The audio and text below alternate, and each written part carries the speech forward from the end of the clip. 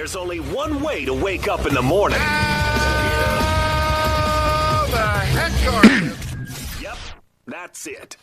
Miller. This could end the bro hug. That would be great for you because there is nobody worse at the bro hug than one David Moulton. And Moulton. I used to be.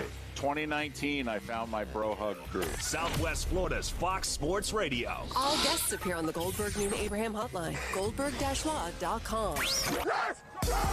Oh, I like it. It's up to you now. It's up to you. I like it. Now, the best local sports show this town has ever heard. Here's Miller and Moulton. You're live.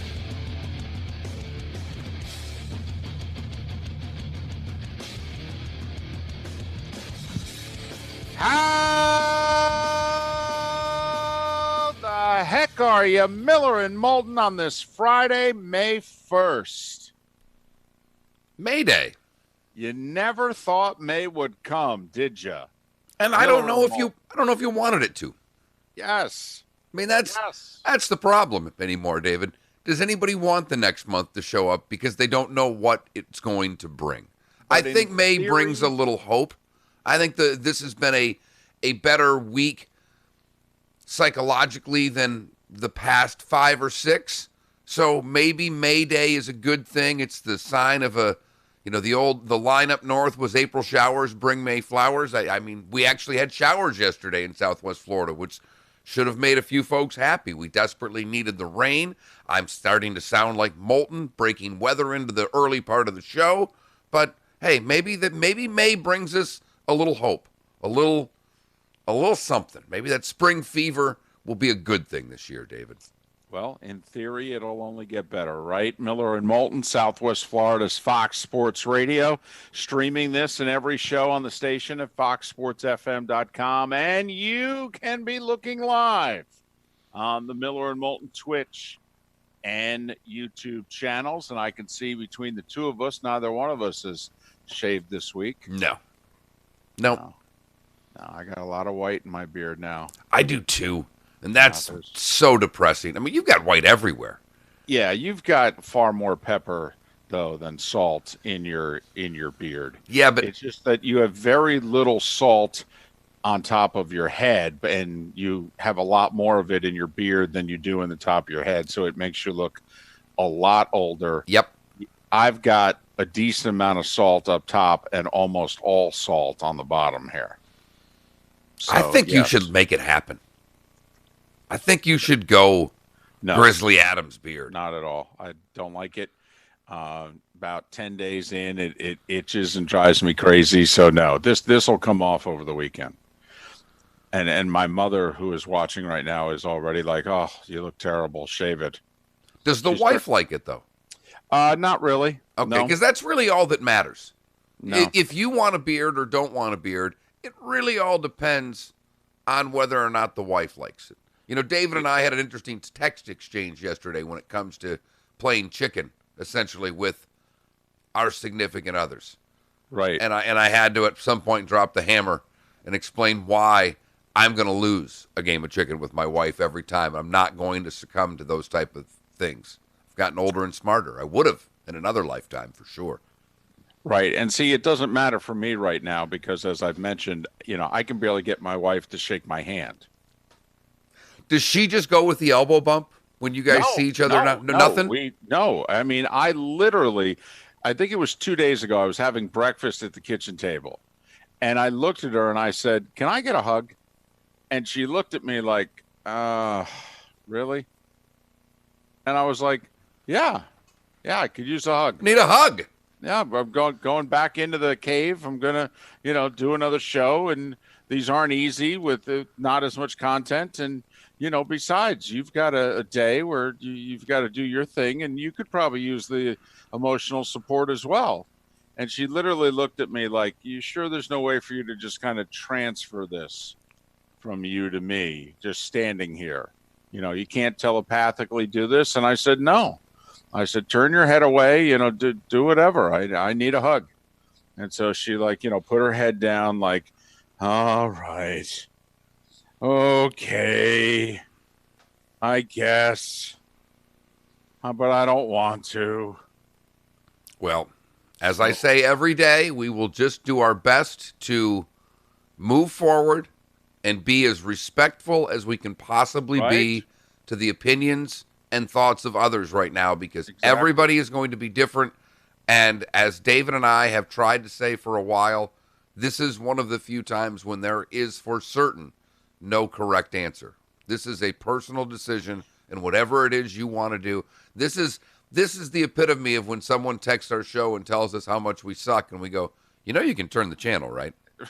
Right. I mean, this is free, and you can hit a button and go wherever you want, right? I mean, we love the fact that you're listening, but we are not making you. I mean, is this Russia? This is not Russia. We'd love to have that power, and we've looked into it, but we don't have it. So, yes, there are very few wrong answers right now. We're all flying by the seat of our pants.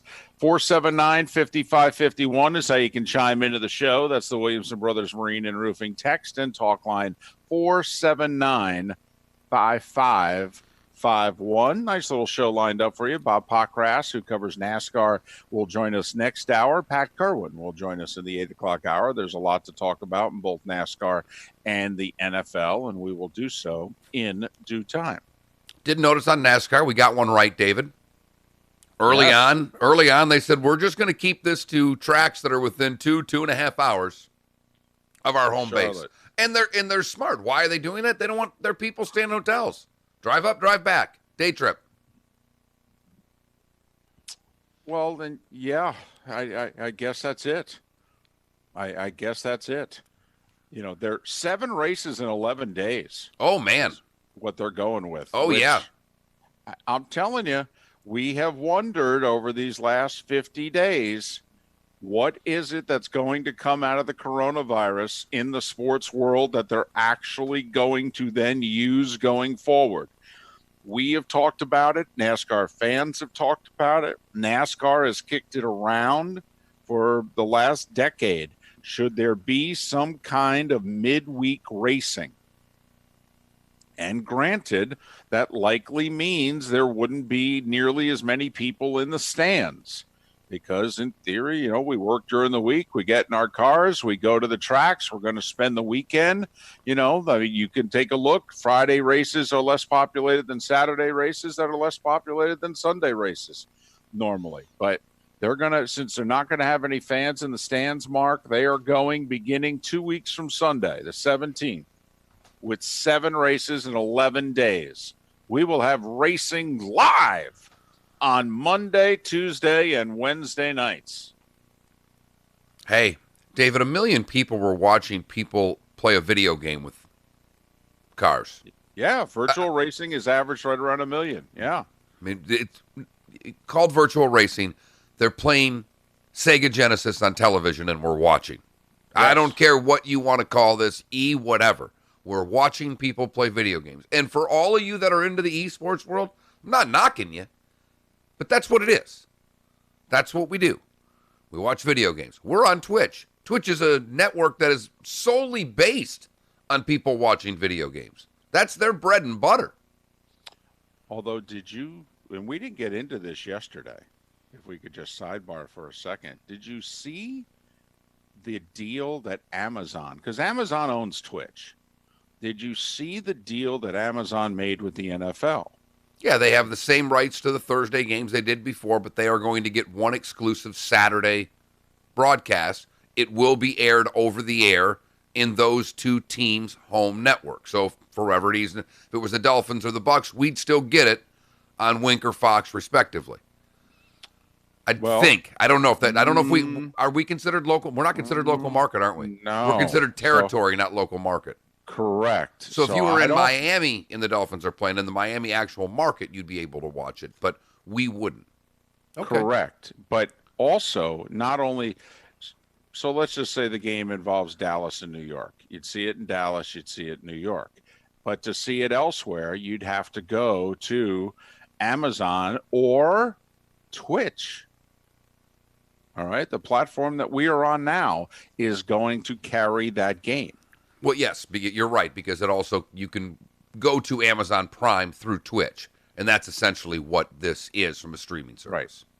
So They paid a lot of money, and then, some people complaining that, oh my goodness, that the nation's not going to be able to see every NFL game. No, you're going to be able to see it. You're just going to have to go to an alternate platform. And we have said for many years, a story came out recently in which the Pac-12, whose rights are up in 2024, they are indicating that they are willing to give their rights to one of these Amazon, Google's, Yahoo's type of platforms, because apparently those platforms are willing to write a blank check. Well, and for exclusive rights, I think they would. People are cutting the cord every day. Yahoo has had streaming rights to an NFL game before. This isn't the first time that there's been exclusive rights to a streamed game. It was a London game a couple of years ago that was available on Yahoo only. So this is not unprecedented. It's the next pit of money.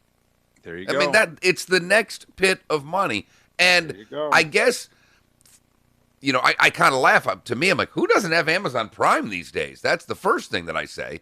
Secondly, as someone who streams a lot of television now, even though I still pay for all of the services, I find myself, yesterday, the daughter started wanting to dribble a basketball. So yesterday, we streamed hours of Pete Maravich videos calling it gym class. Fantastic. It's all part of that golden apple resume you're putting together. A little transition. The 5-minute NBA thing with Pete and Red Auerbach where he's doing the drills. Watch it. Amazing. It's when he is throwing the ball as hard as he can between his legs. And then my favorite is when he closes his knees and puts the ball behind his legs and lets the ball go, claps in front of him, and catches it before the ball hits the ground. It is scary. That's probably the most underappreciated athlete of our time. He's the Gary Player of basketball, David, because he never played on a good team. Archie Manning gets more credit than Pete Maravich, and Pete Maravich was a better basketball player than Archie was a quarterback, I think. Yes, he was. So, yes, he was amazing. Still, I believe college basketball's all-time leading scorer. No three-point line. 3 years. Only played 3 years and didn't play with the three-point shot. But besides that, he wasn't that talented. But to the NASCAR and the video games where we started this, we went on a little diatribe all over the place there. But we're watching video games, so why wouldn't we watch? If we were 1 million people were watching fake cars in a fake race, how many are going to watch real racing?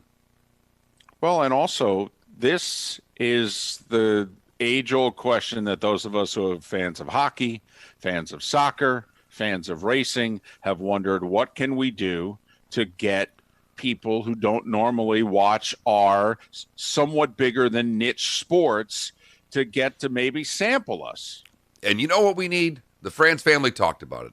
A global pandemic so that people are forced inside their homes, right, and there are no sports on whatsoever. We're going to jam auto racing down their throat because they've got nothing else. Exactly. There are reruns, and Anderson Cooper's talking about the same thing he did last week, and it's nonstop, and you can't watch it anymore. You can't do it. You can't watch Tucker Carlson. You can't watch Anderson Cooper. I don't know who the hell's on MSNBC. I was on a roll there, David, but I ran out of names. But NASCAR's, their opportunity is they're competing against nobody. This is no judgment of what it's going to happen going forward. The question is, this is really the question. The old, if you were on a desert island type thing, what album would you bring? If you were alone on a desert island and the only thing on television was NASCAR, would you watch it? Because that's really, to find out. That's what we're going to find out. Yes. Because if their numbers are through the roof, you know that over 50% of them aren't NASCAR fans. They're just like, God dang it, I can watch something. And you can gamble on it. You can. Then again, there's also the chance that the same million people that are watching the video game are going to be the same million people that are watching the Xfinity or trucks race, especially. Yeah, not if they're listening to this show, because we're going to be jamming some NASCAR down your throat.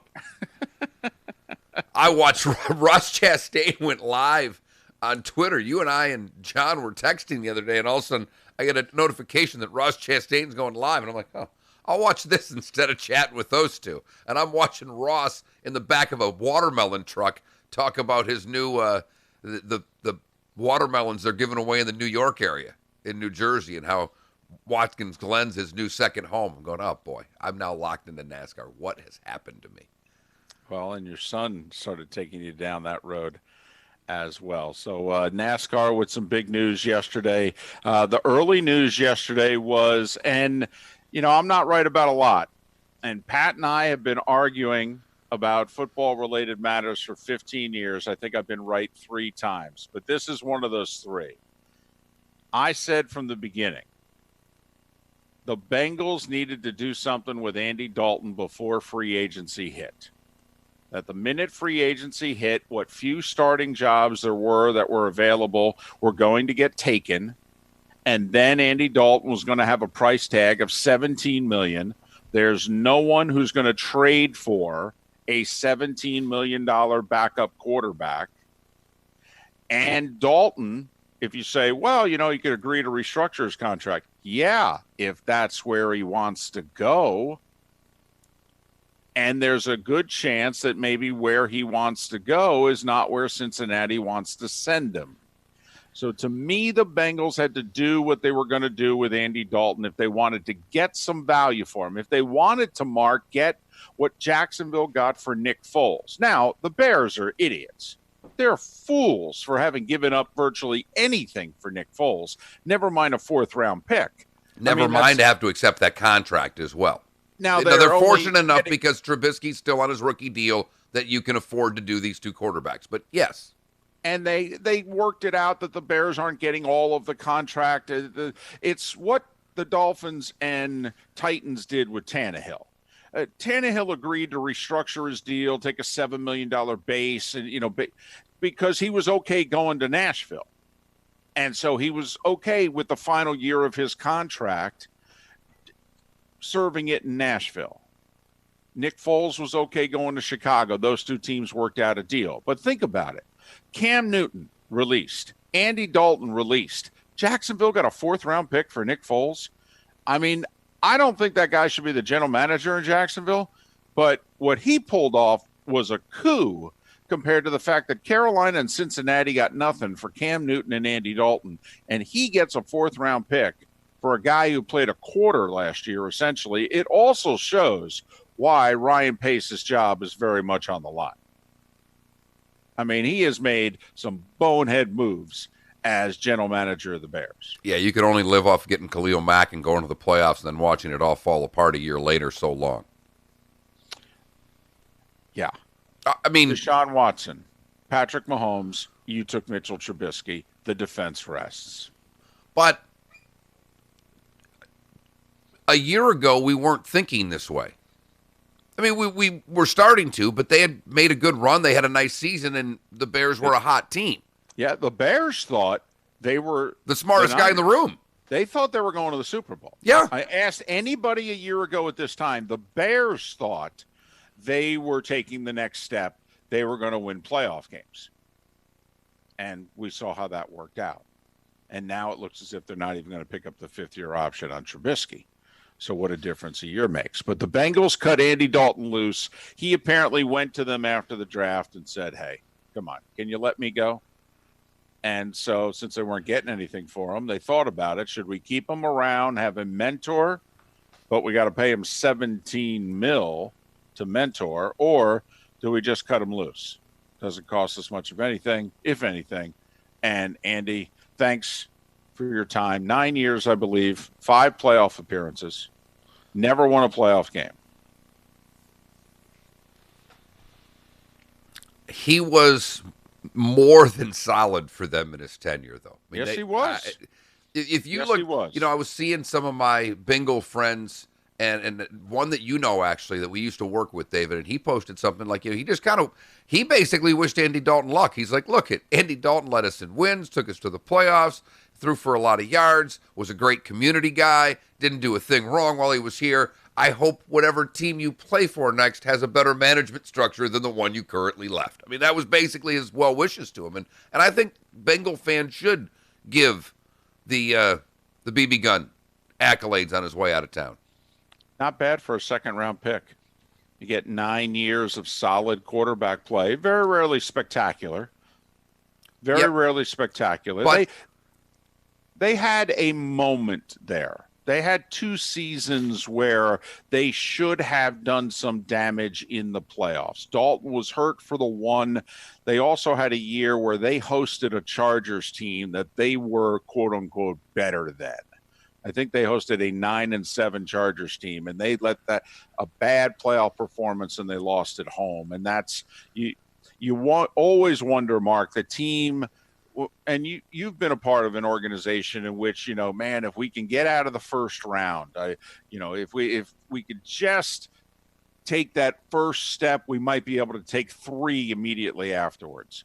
And I think that Marvin Lewis and those Bengals teams will always wonder, if we could have won 1 playoff game, how many would we have won that year? All right, here I've got one for you, David. Just think about this for a second. Andy Dalton, and I know who we both think is better, but Andy Dalton versus Matt Stafford. I mean, Andy has a far better record than Stafford. Took him to the playoffs far more. I know Matthew Stafford. This is just my point. Matthew Stafford is regarded as a better quarterback, and he is a better quarterback. But these are 2 lousy organizations. And Dalton did more for his lousy organization than Stafford did for his lousy organization. Yeah, I think Andy had a lot more help. I agree. But we don't base quarterback judgment on how much help they had. We base it on how many times they got to the playoffs, then we base it on how much they won in the playoffs, and then how many Super Bowls they win. I'm not knocking. I know Stafford's better. But Dalton's had a better run with his team than Stafford's had with his, and it's not close. Yeah, Bengals did a better job. I mean, Marvin Lewis, for most of his tenure, did a much better job than what they've done in Detroit, during Stafford's tenure. But also Stafford had that one team, I think it was 2014, where they had the Cowboys beat in a playoff game and got zebraed, and that team was dangerous. That was the crazy NFC year in which every team that won was lucky to win their playoff game. So we all thought that the other team had outplayed them. Detroit outplayed Dallas, who then outplayed Green Bay and got the call at the end. And Green Bay had the Seahawks beat in the title game with a 2-score lead late and lost in overtime. I mean, that was the crazy NFC playoff year. And listen, Andy's had a good, solid career, and he's 31? I mean, Andy Dalton can play for another 5 to 7 years. I think now the question is, there aren't many starting opportunities left. One could argue, would New England open up their quarterback sweepstakes and have somebody seriously challenge Stidham? Or are they just going to have a veteran presence in case Stidham falters? Is Jacksonville willing to have somebody challenge Minshew, or are they only going to allow a veteran presence behind Minshew? Remember, Jay Gruden's the OC. He drafted him in Cincinnati. So that's a relationship. That, to me, is something that you need to pay attention to. And the other one, based on Pittsburgh losing out on Jameis, has to be the Steelers. Apparently, they offered Jameis more money than New Orleans. But the fact of the matter is that Drew Brees is going to go work for NBC maybe in a year, and that job could be open for Jameis in a year. And I think he has a quicker opportunity to start in New Orleans than he does in Pittsburgh, because I think Ben's going to play a few more years.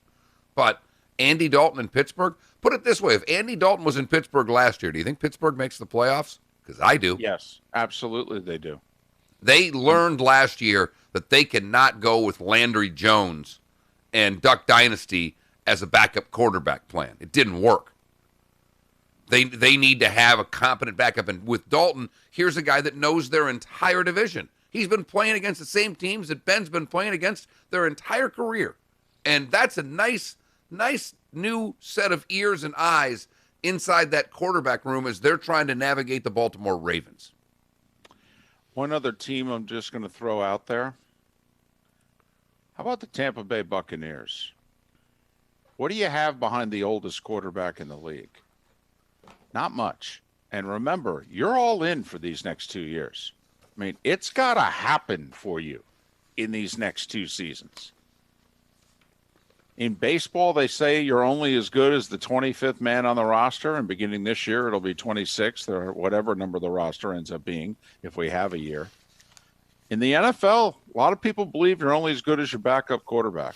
And if you think you're a Super Bowl contender, Dallas, Tampa Bay, Pittsburgh, don't you have to invest here in Andy Dalton? And I even think, Mark, if you're Tampa Bay, could you sit down with Dalton and say, hey, let's do a 4-year deal. Backup money for the first 2 years. You're our guy the next 2 after that. And then if you're Tampa Bay, you don't have to worry in the next couple years about spending a high draft pick trying to find the quarterback of the future. You can give yourself a little bit of time. You can turn this thing over to 33 and 34-year-old Andy Dalton for a couple seasons if you want. He'll be fine. It likely won't be great.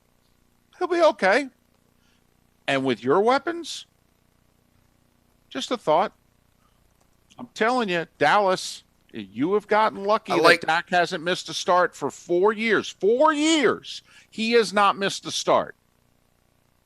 I mean, ask yourself, how much fire are you playing with here? Invest in a backup quarterback, Dallas. Invest in one. Cam's available. Andy Dalton's available. If you think you're a Super Bowl contender, invest in a backup quarterback. Yeah, I don't think the Bucs will do it. I don't think there's a chance, David.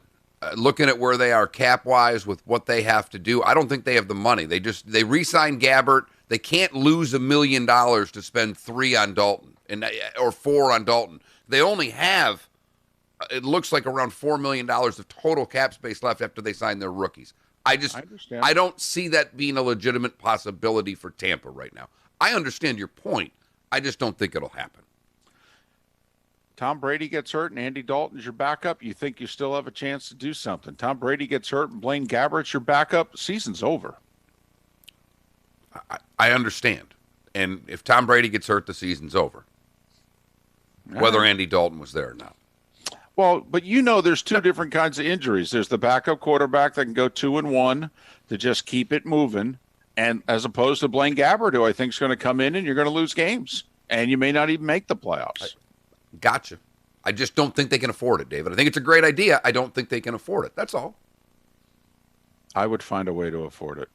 You know how I feel about backup quarterbacks. Same with kickers. I don't get the people that want to save money on kickers. Got to be kidding me. Miller and Moulton. Starting 5 is coming up. Bob Packross to talk a little NASCAR in our 7 o'clock hour.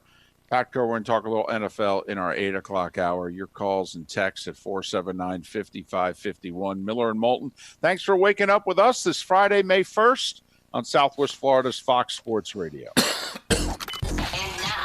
We just want to take a moment to tell you, we miss it too. We miss the crack of the bat, the banging of trash cans. We miss the dunks. Slams it home for 2. The left turns. Look how close it is for the lead. The hockey horns. The kiss cans. The wave. The high fives. We miss it all. We just got to wait this out and see how it goes. Just because we miss it doesn't mean there was something in that promo, David, that could be a good poll question. Needs it. On Fox Sports Radio. Because of the coronavirus, which of these sports traditions should die with the coronavirus? The wave? You got to help me get a couple more here. That whole thing, the high five, the crack of the bat, the kiss cam. Should the kiss cam go away? Ooh. The wave, the kiss cam. Color outs of any sort. That's just a shot at somebody in particular.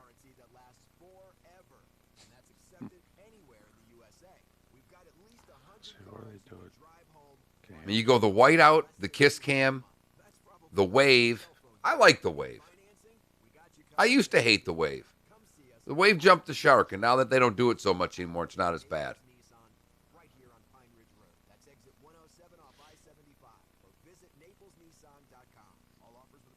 Yeah, the high five. The high five. There you go. The wave, the kiss cam, The high five. the high five. And what was the other one I had there? Jesus. You were going white out. Yes. I've got to put that on there.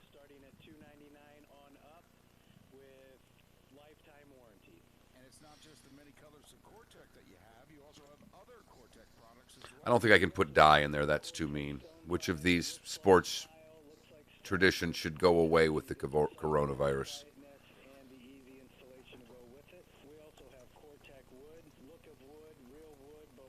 My mother, by the way, sent it right to my Uncle Bob. Couldn't send it fast enough.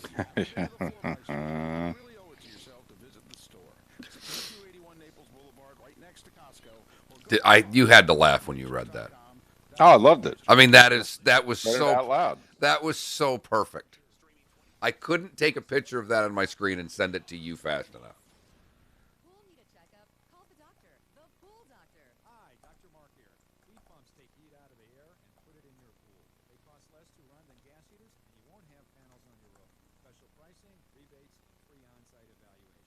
We're a family company, and for over 40 years, we've been doing business right. The prescription is the Pool Doctor for award-winning pool service, repairs, and unheard of $39 diagnostic calls. That's mypooldoctor.com or 239-574-1133.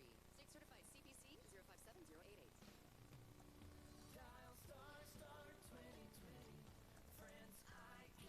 Comes to cataract surgery, the lens you choose matters. Dr. Jonathan France and the caring team of surgeons at France Eye Care. I have a question. Did you turn down Yes, the station? I Okay. did. I did. It was so loud when you and I were talking. I just wanted to make sure I wasn't having a stroke. No, I understandable these days, David. Very understandable. Why are you yelling so early? What do I need all caps at 6:30 in the morning? Oh, what's going on here? Hey, take it easy. I mean, it's just a poll question, for the love of God, Arch. I mean, come on. See, this bothers me. I don't get. My chat room doesn't keep up.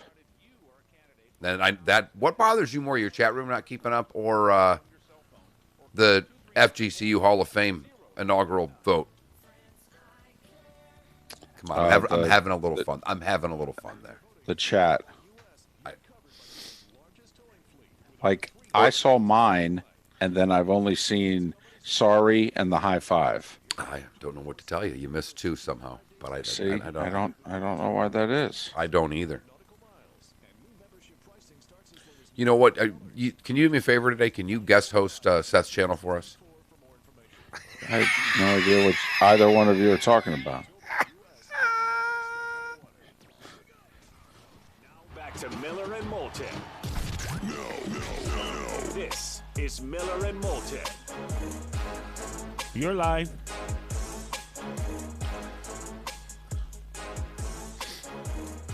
"26 minutes before the hour on this Friday, May 1st.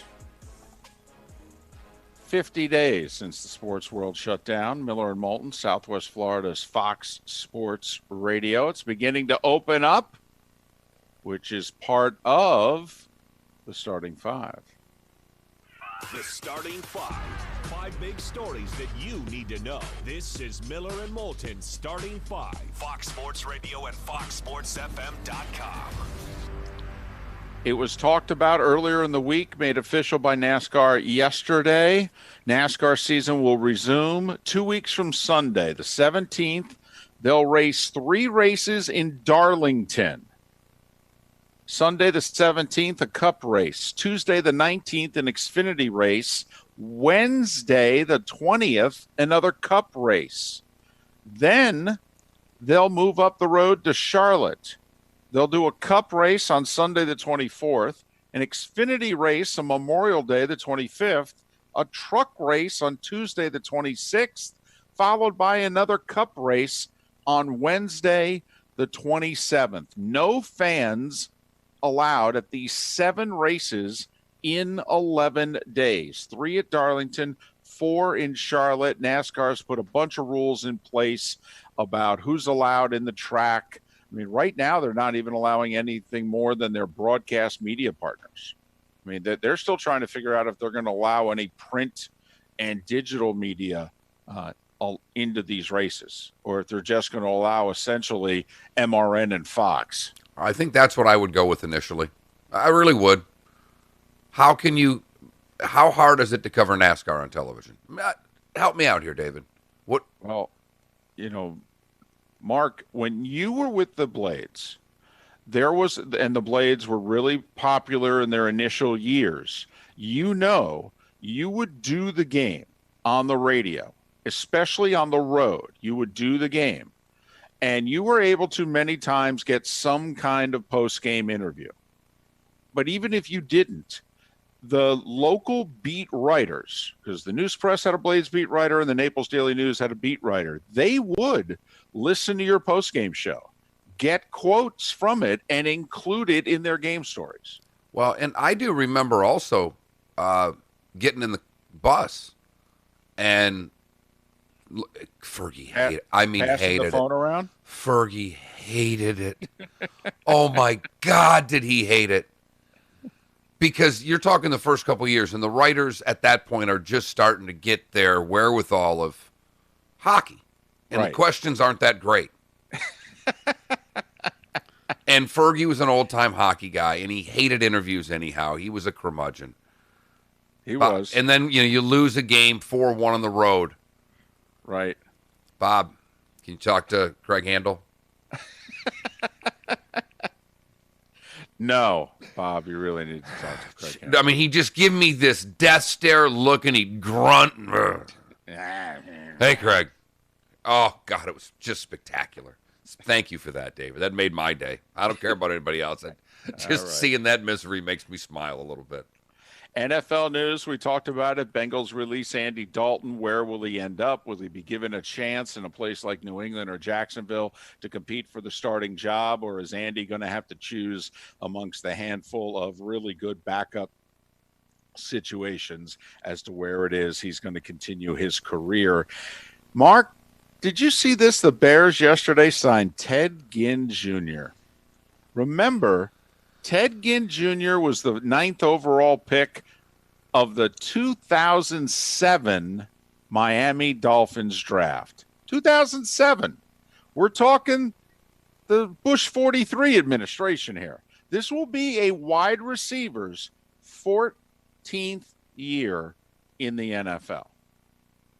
For a guy who was labeled a bust in the first 3-4 years of his career, Ted Ginn Jr.'s in his mid-30s, and he's about to begin season number 14. Well, he's still largely a bust for where he was taken in the draft, because he's never been really more than a third receiver, but he's had a nice career. Well, can you have a nice career and be a bust? Yeah. He was a 9th overall pick. He was never a number one receiver for 1 second of his career. But not for a second. But do you blame the Dolphins more than Ted Ginn? No, I blame the Dolphins. I was going to say, there was nobody talking about taking Ted Ginn Jr. 9th. No. First round, yes, but they took him 9th. We all went, whoa. The Bears also signed safety Tayshaun Gibson yesterday, formerly of the Houston Texans. Interesting day in college sports yesterday. First off, the Iowa president came out and said, we're going to have our campus open by June 1st. Right. For right. everybody. He's ready for included. He's ready for football. Yeah, he said, I think this thing is going to be pretty much behind us. June 1st in Iowa. June 1st. I nearly blanked myself when I saw that yesterday. I've got a lot of Iowa friends. I started texting them immediately going, are you kidding me? Greg Sankey, commissioner of the SEC, in an interview yesterday said, quote, unity is not needed, unquote, in the 2020 season. Translation, hey, if you don't want to play football, that's fine. Tough. We're gonna play. I mean, read between the lines. Hey, whatever you got to do, you got to do. We got to play. Bob Bowlesby, commissioner of the Big 12, in a nearly 30-minute radio interview yesterday, said, I think we're going to start close to, if not right on time. But I'm worried about, can we make it through a season? I'm worried about November, December, and flu season. I'm worried we're not going to be able to finish the football season. I'm worried we may start a basketball season and not finish. He said, I'm actually worried about the end of the fall and winter seasons more than I'm worried about getting either one of them started. Thank you. I mean, that's the first person, David. You and I have been very consistent about one thing. Could someone tell us what they're going to do when someone gets the virus? Right. Could one league give us what their plan is when something goes wrong? That's the first person, David, in the midst of all of these leagues trying to open and try to figure out what they're going to do. He is the first person that has at least brought up the fact that I'm scared of what happens if it gets worse. That's the first time anybody has talked about something other than opening that's in a position of authority about it. The Big 12 Commissioner, Bob Bowlesby, used the phrase, when the virus roars back. So just store that one away. NCAA Board of Directors yesterday voted not to recommend changing the transfer process. Now, that's just the Board of Directors. That's the committee, if you will. It's still going to be voted on by the full membership on May 20th. But the committee has voted not to change the transfer process. Football, men's and women's basketball, baseball, and hockey, there is a proposal out there to allow a mulligan, basically. Everybody can transfer without sitting out a year once. The Board of Directors in college sports yesterday said we do not recommend passing that rule. It's going to be voted on by the full membership. It is likely to be a close vote. The one thing they did do, however, and I think a lot of their delay had more to do with coronavirus than the transfer, the way I read through it, they are going to table it again in January, which is something that they very rarely, if ever, do. Usually it's the once-a-year thing, but they are going to table this again in January. So I think it's far from dead. Wake Forest hired Steve Forbes to be their men's basketball coach yesterday. I think this is a great hire. This is somebody who paid his dues through the JUCO ranks. Steve Forbes just won 80 games in 3 seasons at East Tennessee State, a former member of the A-Sun. And I'm just going to say this is not a knock on East Tennessee State. But if you can win basketball games in Johnson City, Tennessee, you can win games in Wake Forest. I'm telling you that right now. Because if you can get kids to come to Johnson City, Tennessee, you can recruit. Really? You don't even go Chattanooga, huh? You go Johnson City? That's where they're from. They're in Johnson City? I thought, okay. They're north of Knoxville. I thought they were in Chattanooga. Okay, they're up in the Crux. They're in Tennessee there. Yeah, they're an hour north of Knoxville. Yeah. They're closer to Virginia than they are. Gotcha. All right. That's on. Yeah, been there. Got a speeding ticket there. Okay. Oh yeah, my last speeding ticket. Congrats. Yeah, thanks. Cleveland, Tennessee, right over the border. There's speed traps there all the time too, David. Yeah, that he was right on a hill, right on top of a hill, looking down at me on the highway. That blankety blank. Little League World Series got canceled for the first time ever yesterday. They've been playing the Little League World Series since 1947. Apparently, they've canceled all Little League playoffs, but they did not cancel Little League. Like they have said, hey, if in your community you can play, June or July Little League ball, go for it. There's just not going to be a district playoffs or regionals or Williamsport. NBA. There's a report out yesterday that said there are league executives, team executives, and agents that want the season canceled. First time we've heard anything like that. Mark McNamara, you may remember him from the early 80s at Cal. He was a 2-time All-American, had an 8-year NBA career, which started by being a part of the World Championship 76ers team and ended with the Orlando Magic. He passed away of heart failure yesterday at the age of 60. And the NHL, Mark, not for this season, but for next season, is considering starting the 2020-21 season in December. See, I actually think when they start, they should just go right through. Right through. That they're going to have this 4-month layoff. And then that, to me, whenever you start it up, and then it pretty much just keep going. Take a little break, maybe. That's it. That's just my thought. All right. That, Mark, is the starting 5. 5 big stories that you need to know. This is Miller and Moulton Starting 5. Fox Sports Radio and FoxSportsFM.com. At 15 minutes before 7 o'clock. 479-5551 is how you can chime in via the Williamson Brothers Marine and Roofing text and talk line, 479-5551. And if you watch on our Miller and Moulton Twitch channel, you can chime in our chat room. And I will respond to said chat room during the break. Oh, look, boy, you all must be really excited in there. David, Not really. During the I'm last excited. break, David during the last break informed everybody when his chat lags, it really does. bothers him. It does. I want to be able to keep up with the peeps. I do. Keeping up with the poll peeps. Question. That's it. Taking it to the street, keeping up with the peeps. There you It's go. a new song by the Doobie Brothers. Poll question is up. Which of these sports traditions should disappear with the coronavirus? I love the fact that I just said we'll have the poll question after the break, and you just boom right there. No. We got to get the poll question out. It can't wait this long. Have to.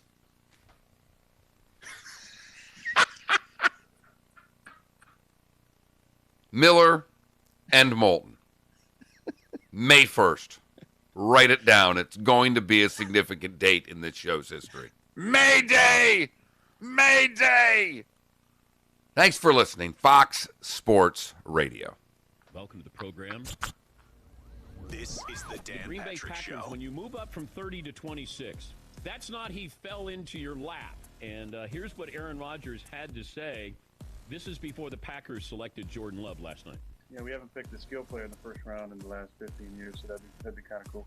Well, you got your skill position player. He's called a quarterback. Dan Patrick. The Dan Patrick Show. Weekdays at 9 a.m. on Southwest Florida's Fox Sports Radio and FoxSportsFM.com. You own a home with a tile or shingle roof? You live between Port Charlotte and Marco Island? Hello, I'm Jimmy Williamson with Williamson Brothers Roofing. If you answered yes to either question, it's very likely your roof suffered damage from Hurricane Irma that's not visible from the ground. And you may very well be entitled to a new roof for That low was or me. no money out of pocket. That was me because But you only have a 3-year a window guy to over make there a said he claim. likes it too. Time is running out. If you Son have of a a bitch. tile or shingle roof and live between Port Charlotte and Marco Island, call us at 239-283-2013. What I find interesting about David going with the texting is that I can answer all of your texting things with my microphone. We deal with the insurance carrier for you. Call us at 239-283-2013. Again, time is running out. Call us at 239-283-2013. Williamson Brothers Roofing specializes in the claims process. We have experts standing by. We get claims approved. 239-283-2013. This is Brian Creel here with my son Trace from Creel Tractor Company. We are open for business and taking all precautions necessary. We have teamed up with Kubota Tractor offering curbside pickup for your parts and parts delivery. And the service department is open and ready to assist with any repairs here or at your location. Kubota is offering discounts on parts for all your Kubota products and no payments for 90 days on new products. Creel Tractor. Dig up a great deal at Creel. Right now, get 0% financing and no payments for 90 days. Offer expires May 31st. Visit KubotaUSA.com for full disclaimer. Creel Tractor since 1972. A big part of enjoying a good bike ride are all the sights you see along the way. So when David and I both developed cataracts, it didn't take long for us to do something about it. Turns out some of the best cataract surgeons in the world are right here in our area at Community Eye Center. We really care about improving people's lives by improving their vision. All right. Dr. Spalding and Dr. Spatafor really do care about helping people, and we're so glad they helped us. They're excited. We share in that excitement. It makes us feel great about what we do. You know, that's a great Hi, this is mark. Dr. Scheibel from As Community somebody Eye pointed Center. out on Twitter, Dr. what about the bro Coronavirus hug? will Remind everybody, don't be a spreader. The coronavirus is so tiny, 100 million. Since the question's already out, it's a little too late to add an answer. I'm just talking. Oh no, the pro hug's done. It's done. Christ, God forbid we don't do what you want. Jesus, relax. Over 65, diabetes, COPD. It's just conversation. Well, it sounded like I needed to add something to a poll question that I can't add. No, we're not going to make more work for you. You got enough work. Are we teaching today, or is 4-day week? 4-day. The teacher's pretty much gone to a 4-day. I've got review. I got to take one test, and I got a 2 o'clock conference call. We're going to go live on Facebook to read or call I forgot what the hell the name of the book is that we're reading now. 1441. License number CCC 1326954. For professional roofing, the name you need to know is D.R. Martineau. Why would someone take a chance on purchasing a frameless shower door from a big box store or an online discounter of an obscure brand, and then try and find a licensed, qualified installer to put it in, when you can deal directly with a local, family-owned business that consults, measures, manufactures, and installs their own award-winning brand of shower doors? My Shower Door is a family-owned and operated business and has the highest ratings on Angie's List and Home Advisor. Want to see more? Go to myshowerdor.com. Pool need a checkup? Call the doctor, the Pool Doctor. Hi, Dr. Mark here. Heat pumps take heat out of the air and put it in your pool. They cost less to run than gas heaters, and you won't have panels on your roof. Special pricing, rebates, and free on-site evaluations. We're a family company, and for over 40 years, we've been doing business right. The prescription is the Pool Doctor for award-winning pool Nice. service, repairs, and unheard of $39 diagnostic calls. That's mypooldoctor.com or 239-574-1133. State certified CPC 057088. Now back to Miller and Moulton. All right, now we're getting somewhere. No. This is Miller and Moulton. Your life.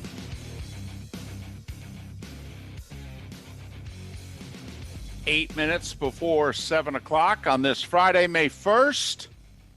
You made it. Whew, April was long. I know.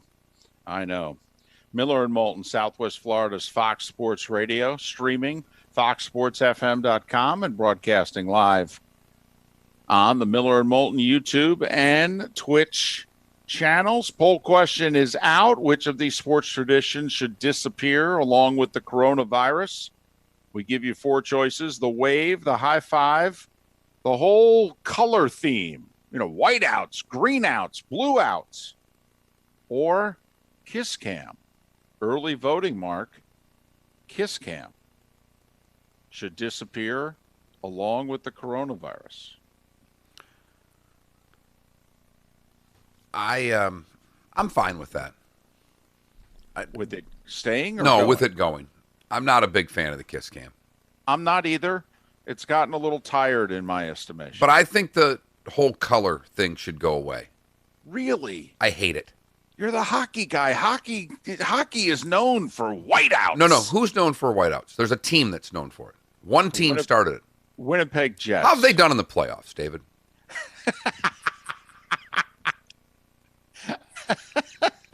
Just, can you help me with that? Have they ever done anything in the playoffs? Made a conference final recently. That's recently, right. They did this back. You know what happened after they did the whiteout? They moved. I don't think we can blame the whiteout. I am. Losing their team. I am. I think that's let's harsh. go locally. FGCU has enjoyed a lot of success on the court. Since they've started having a blue, pink, green, orange blackout every other game, they haven't won squat. Well, I don't know about that. They do it for the women's games, all right, and they're doing fine. But I am with you. They do way too many color days. It's awful. And it's just, first off, they do so many, it's tough to keep up. And I always, Mark, and I don't know if you did this, and I'm not I'm not an FGCU employee. I occasionally get, not this year, but occasionally in the past, I have gotten paid as a stringer, if you will, come in, do a game, that sort of deal. And they would always say, because I'd show up with a white shirt and it'd be like green out day. Now, I would do it on purpose. Of course you would. Yes, I would always know what color it is and make sure I didn't wear that color. I'm like the guy standing on the sidelines of a football game. I want the official to be able to see me. I'm the guy in the red jacket. One game, I want that. It's the greatest job in sports today.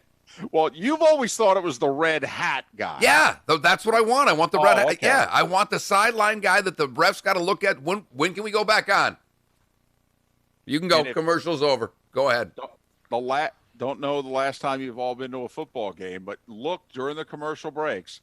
as much college as it is pro, but it's called the red hat guy because the guy wears a red hat. He comes out to the 20-yard line, stands on the home team sideline, the nearest 20, stands on it. Opposite from where the play is. He's always opposite from the side of the field that the play's currently on. And he lets the official know when the commercial break is done and when the network is ready to start broadcasting again. Now, I will say the SEC is no longer waiting for CBS. I don't know what they do with ESPN, but they're no longer waiting for CBS. The red hat guy's out there with a clock. Right now they've gone to the clock for the red hat guy. Right. He puts the pole in the ground, and, about 8 feet in the air is a running clock, and it lets everyone know how much time is left in the commercial break. And when that thing hits 0, he walks off the field, and CBS better be done because the ball's in play and they're ready to go. Yeah, they used to give you a replay or a 10-second setup. Yes. That's gone. Nope. That's gone. That's gone. And Gus Malzahn is ready with that offense. That thing hits 0, Gus is ready to go. So that's marked in his next life. He's coming back as the red hat guy. 1 minute. Would love it in this life. Still time. I would love it in this life. That is such a great job, in my opinion. I just think that's. Think about it. You got nothing. Outside, you've got good seats for the game. Everybody's looking at me, even if only for a few seconds. It's just the really good seats for the game, and no one bothers you. You're on the field for every game, and you actually have something to do. Right? You're important. Yes. You're even important. Hold on a second. They're waiting for me. I got to go out. Right. Perfect. Bob Pockras will join us next hour, and when we come back, I will show you just how desperate we are for sports, because there's an event coming up towards the end of this month, and there are more ways to bet it than you could ever imagine. That's next. Miller and Moulton. David, the prop bets for the Manning, Brady, Tiger, Phil, there's 2 pages of prop bets. Holy shit. What's it, Memorial Day weekend? Dr. France, proud to not only be the first in Southwest Florida to bring you the breakthrough technology of the trifocal solution, he's also the #1 panoptic surgeon in the state of Florida. Panoptic, specially designed to help patients see 20/20 at distances that are near, far, and even in between. Experience the freedom of living without glasses for distance driving, computers, and reading. With Panoptics, you'll experience a I didn't realize that Julie sent me a text at 6:05, said, no kisses ever if a beard. And I just sent back to her, like you're kissing these days. Yeah, really. Or call 289-418-0999. Ooh. Guy on Twitter recommends the terrible towel should disappear. Good luck with that. Yeah, really. Now, the rally towel everywhere else but Pittsburgh, you get grandfathered in if you invented it, because you couldn't get rid of it there. It's theirs. And watch if your show advances. All thanks to France Eye Care, Jimmy P's Chart, Brooks Gourmet Burgers, Kobe Cooley, and your sports. Would be, this guy also points out if Tarkanian were still alive and he were coaching, how would we this coming season view him chewing on the towel? Right. Nationwide. Your local Towboat U.S. companies in Charlotte, Lee, and Collier counties are here to help 24/7, 365 days a year. Inland, the river. So I texted Gentry last night because he had let me know that he thought our website would be ready this week. And I'd kind of forgotten about it, so I shot him a text yesterday, and he's at the mercy of the guy that's doing the work. But I know they're really close. And he goes, let's touch base. I go, yeah, I would like to. I go, I got an idea. I go, I don't know if it's for you or if it's for the big man. And he goes, I'll call you tomorrow and touch base. He was actually in Orlando doing some recording with him right now. And I mentioned that, and I get a picture from Gentry of Shaq in Shaq's living room. Unbelievable. And I said, hey, I did throw it out there. I said, hey, I'd love to, if he would ever record anything at night, David and I are always game for, taping something. He goes, I can make that happen. I said, hey, when they announce what they're doing,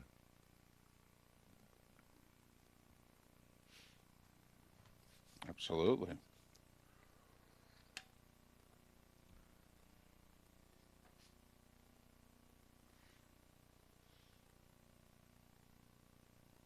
I didn't realize Michigan went Michigan militia yesterday, huh?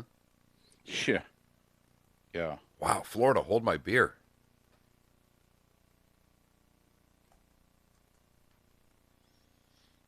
There's only one way to wake up in the morning. How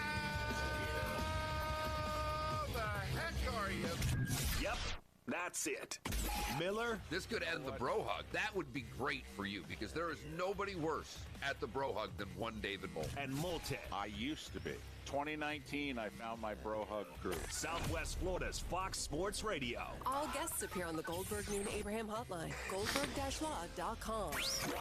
Oh, I like it. It's up to you now. It's up to you. I like it. Now, the best local sports show this town has ever heard. Here's Miller and Moulton. You're live.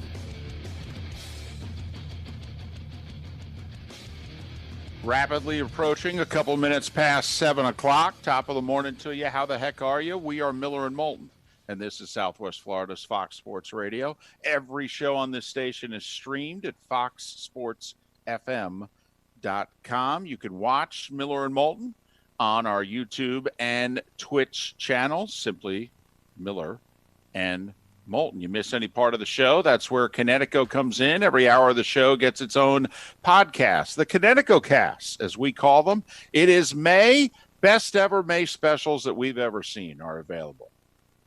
Kinetico, give them a call, 908-2300, proud sponsor of our podcast. Want to chime into the show? You can do so on the Williamson Brothers Marine and Roofing text and talk line, 479-5551, 479-5551. Hey, does the bro hug go away for a while? They've said that it's going away. I mean, like, that's one of the things that literally they've mentioned as something that we should never do again, along with the handshake. And I think that's a bunch of hooey.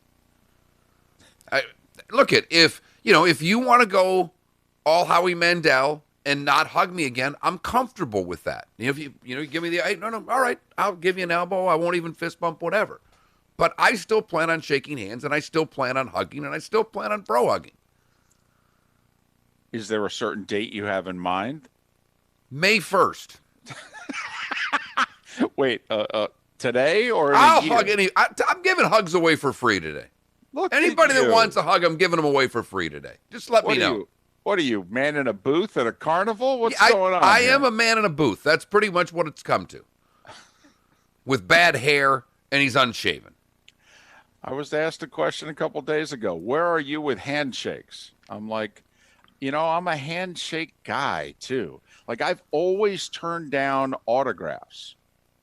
You meet certain people in life and you could, you're in a position you could get an autograph. I've never been interested in the autograph. I would much rather have a 3 to 5 minute conversation, look you in the eye, shake your hand. Very nice to meet you. All the best. The only autographs that I would ever want or have ever even asked for is someone like Bert Sugar when he was alive and he wrote a book. Will you sign that book to me? Because I know you. I've met you. I've spent time with you. I don't want an autograph from a random stranger, but if you're someone who has done something, or, if they had a picture that they would sign to me, that would be great. Berman actually gave us both an autographed golf ball when he sat down with it and wrote something fun on it. Right here in the studio. I mean, that stuff's fun, but I don't consider Chris someone I really know, but we've now been friendly with him so many times that he just, hey, let me give you this. That I'm totally with you. But I played golf on Wednesday, and I had not played a lot this year. So there are new members that I have not met that are in our group. And one of the guys was there, and he walked over. And we're all doing that. We finish, and everybody's in the parking lot 6 feet away, figuring out who's got to get paid and things like that. And the guy walked up to me, and he goes, you're Mark Miller. I've not met you. I'm Jeff, and I can't remember the last name. And right away, the hand came out. I shook his hand. What? I'm not going, if someone sticks their hand out to shake my hand, I'm not going to say no. And if that makes me a spreader, then I'm guilty as charged. Well, do you remember, oh boy, how many weeks ago was it now? I think it was the first time that the president during the coronavirus did something that was on the White House lawn, and he had all the executives there, and he was calling them up, and we had just been told, right, hey, we probably shouldn't shake hands. And you could tell he's a handshake guy. Very much. So every single person, he's extending his hand to. And it's the president of the United States. And you could see certain people having some trepidation, kind of like, you could see the gerbil, running, going, wait a minute, I'm not supposed to do this, but you're the president. This is being televised live. Okay, I'm going to shake your hand. And the one executive actually had the guts, if you will. President Trump extends his hand and he gives him an elbow. Okay, he was the only one of the whole group that basically was like, hey, dude, I'm not shaking hands, even with you. That is the kahunas for that move right there. Because if you listen to any of the Brady interview on Stern, they got into a long conversation about Trump. Because Trump had asked both Stern and Brady to speak at the Republican convention on his behalf, and they both turned him down. And they talked about how difficult it is to say no to him. And they both talk about that they like him. Personally, he's a fun guy. Stern goes into great length about how much he enjoyed having him on the show and how much they've done together, and that he's really difficult to say no to. Then he's president. Right. Then you've refused to shake his hand. Do you know the onions that it takes to do that? I don't think that guy will ever work again, David. I think I don't know, he's CEO of a Fortune 500 company. I think he'll be okay. I don't know. I did get a text from a friend right there who's listening. There's a group text of 7 of us, and one of them literally just sent out a text. I'm bro-hugging every one of you effers the next time I see you, and finishes with random text if you're not listening to Miller and Moulton. Well, when I was asked a couple days ago, where are you with handshakes right now? I said, I'm trying to refrain from them because I don't want to make others uncomfortable. But if someone extends their hand to me, it does, even though it's what we're supposed to be doing, we're supposed to say no for a while. It just does seem rude, though, doesn't it? David, it seems rude. And this might be a little bit of my upbringing. I don't know how. I have trouble calling myself a man if another man extends his arm to me and I don't shake his hand. Well, it is a worldwide pandemic, though. There is an asterisk you can put next to that. Sure, there is. And I'm not going to do it. I'll shake his hand up. Shake someone's hand unless there's a worldwide pandemic. I mean, that is a good out. I've got the sanitizer in the cart. I mean, don't touch your mouth for 4 seconds. When the guy turns his back, put a little hand sanitizer on there and call it a day. But I'm with you, David. I am not a handshake initiator right now. Right. I am not initiating the handshake, but I will accept the handshake. I am a reluctant handshaker right now. All right. I would prefer we just play it safe for a little while. I got to write down handshakes for Monday's poll question. But one of you in the Twitch chat room, remind me. I'll remind you. That I can remember. Baloney. Because before the show, I said you had a great poll question yesterday. What was it? David's response was, no idea. I did? Yeah, no idea. We're both really good for that. We come up with something in the middle of the day before show. We go, hey, what was that good idea you came up with? I don't know. 479-5551. That's our good idea. Chime in on the Williamson Brothers Marine and Roofing text and talk line, 479-5551. So I said before the break, we've got golf coming up. And Tiger and Phil and Tom and Peyton. Now, they're going to do this. Apparently, it's going to be Memorial Day weekend. It's going to be in Florida. I think it's the Medalist is the club, which apparently is just awesome from the people. Is that Hope Sound? Yes. People say it's just spectacular. So, first off, you can just bet on the match. Woods and Manning opened as favorites, and the numbers have soared. They're at minus 240 right now. Seriously? Yeah, you're plus 200 on Phil and Tom. But that's just that. It opened with Tiger and Peyton as minus 150. That's how much money has come on those two. Okay. But you can bet on, will Peyton Manning hit the fairway on one? Will Brady hit the fairway on one? Oh, boy. Will Tiger wear a red shirt? Total commercials Peyton Manning is in during the broadcast. Now, that's outstanding. Over under 1.5. Over. As this says, hammer the over. Oh, my goodness. Hammer the over. Total number of times Tiger twirls his club. The over under 2.5. As Golf Digest says, again, is this a joke? Hammer the over. Right. Which logo will be on the front of Tom Brady's hat? TB12 is minus 400. Bucks is plus 250. It's TB12. He's already got the new Tampa colors in that. That's his brand. I mean, if you're doing this for charity, you got to get your brand out there. True. Will Phil have KPMG, or has he moved on from that? I don't know what Phil's big brand is anymore. They're going with what will Phil wear during the match at the first hole, visor or hat. Visor minus 300, hat plus 200. I don't like the odds on that because I think he's going visor. First player to have a football highlight shown. Brady's minus 140, or Brady's even, Manning's minus 140. I think it'll be Brady because I think Phil and Brady get introduced first. Tiger and Peyton will get introduced last. Total curse words said by Tiger and Phil, the over-under is at 5.5. I hope there's one for Peyton and Brady because I actually think that they'll do more cursing. Will audible be said by any player? Will deflate be said by any player? Will Omaha? Yeah, here are the four. Here are the four you can bet on: audible, deflate, Gronk, and Omaha. Put it this way: if saying yes to Gronk is minus 225, I couldn't hammer that enough. Will Gronk be said by any player, not by Brady, by any of the four of them? That's a guarantee. He might be there. That's what I was going to say. Do you think there's a chance he's there? I think there's a chance he caddies. I think there's a better chance, though it's the medalist and they wouldn't allow it, that at one point you'll just see Gronk run naked across the course on television. Will the Lombardi Trophy be seen? Will any player spike a football or a golf ball? There's even a bet on whether Trump will attend. How many holes will be conceded? Will 18 be played? 3 putts, birdies. I mean, there are more bets on this than you could imagine.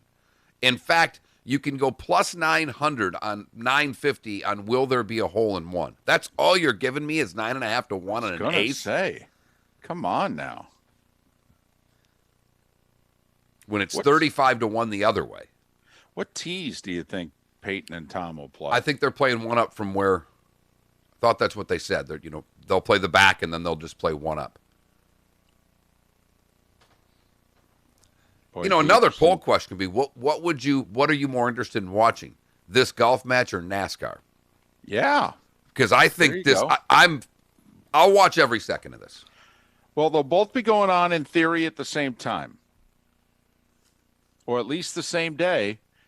NASCAR's having a cup race. The Coca-Cola 600, in fact, is Sunday the 24th. Is this event Sunday the 24th or Monday the 25th? The golf match, because I know it's Memorial Day weekend. I have had trouble getting a date because I don't think they've locked it in with Turner yet, David. I mean, I really think they're. So there's a chance they're both on at the same time. Yes. And what would do a better number? Golf.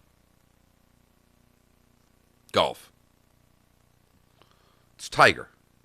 It's Phil. It's Tom Brady and Peyton Manning. No, Mark, I get it. How could it not do a better number than left turns? You couldn't walk up to most people and get them to name 4 NASCAR drivers, and everybody knows who the other 4 people are. I don't think it'll be close. Okay. This golf could do a monster. So you're thinking this could get like Masters numbers? You think it'll be that big? No. But I think it's going to be.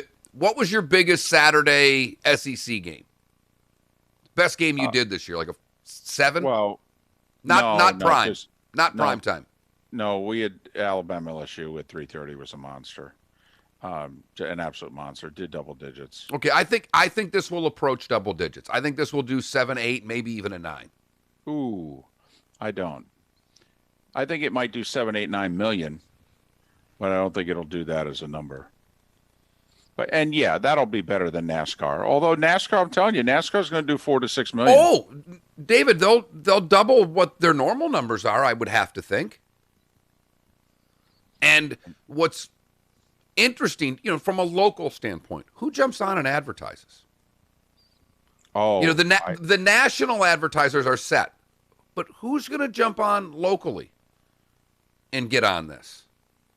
Because people don't. I noticed this morning. I've always got Wink News on in the background. One of the first commercial breaks, first time I'd seen it, there was a pawn shop that started advertising. You know why? People need money, David.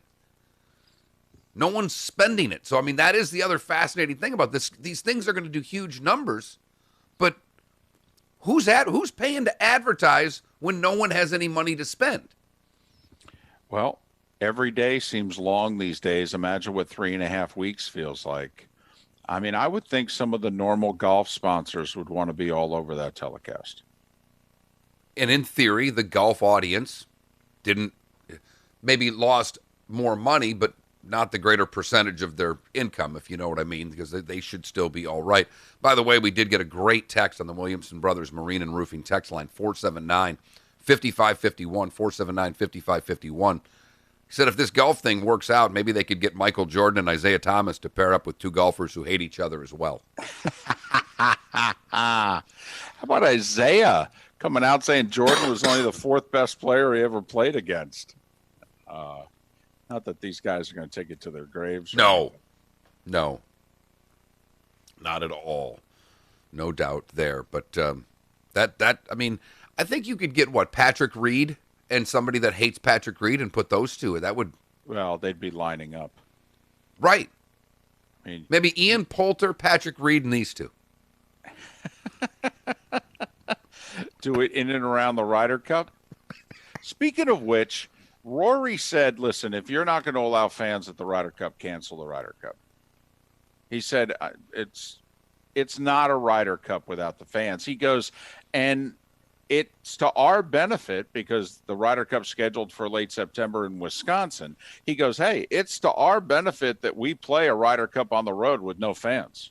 He goes, but I'm telling you, it's not a Ryder Cup without the fans. He goes, I would be in favor of canceling it. Which I thought was interesting. He's certainly the number one. If he's not the number one player on tour, he's regarded as the number one European.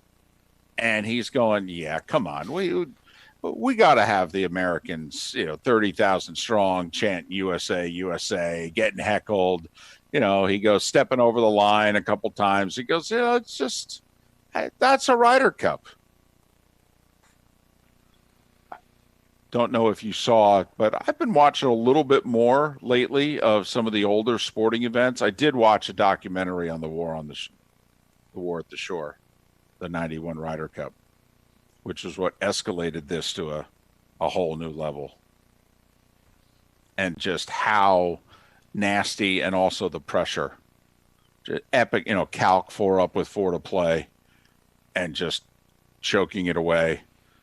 Half a point that nearly came back to cost the Americans the cup. Here's a guy who had won a major championship, for goodness sakes. And if you see that, and then Rory came out like a couple days later and was like, let's not play if we don't have the fans, which I found interesting. There are not a lot of athletes saying don't play something if we can't have fans. Well, a lot started that way, and obviously, LeBron started that way and backed off immediately when the league called him and said how much money he could lose if we don't play without fans. Right. And see, Rory's an independent contractor, and he doesn't give a damn what he says, and never has. He poo-pooed that other golf league. Rory speaks his mind about the game. Always has. Make no mistake, Rory has been very opinionated about the game. He is passionate about the game, and he lets his thoughts about the game be known. It is along the lines of what you and I talked about yesterday, David. social distancing doesn't work at sporting events. Once you let in a fan, you have to allow fans. I'm sorry. Although, Mark, you would think the one sport that they could do it at is golf. You've got 8,000 yards of real estate to spread these fans out around. You would think if we could have it, you could still put 10,000 fans on a golf course in social distance. Yes, you could. But how are they supposed to walk from hole to hole? We're all going to walk in one direction? If we're going to walk, the one holes, we have to walk on the right side of the fairway. But if we walk back the holes, we walk on the other side of the fairway. I mean, come on. And I know I'm being a little sarcastic and snarky here, but David, you kind of talked yourself into it throughout the show yesterday. You just kept going back going, yeah, I don't know how we do this at a football game. And everybody wants to be around the 17th green or the 16th green. There are signature holes. Even in a Ryder Cup, people want to get where they can see all the matches. Well, you put a limit on it as to how many people could be at them. I don't know what to tell you. I mean, in theory, there is a limit when you're out of seats. If you want to get behind 17, I don't know what to tell you. We don't have any more seats. They don't let you in. I mean, they determine how many people, once 700 people walk through, the grandstand holds 2,500. Sorry, this is all we're going to do.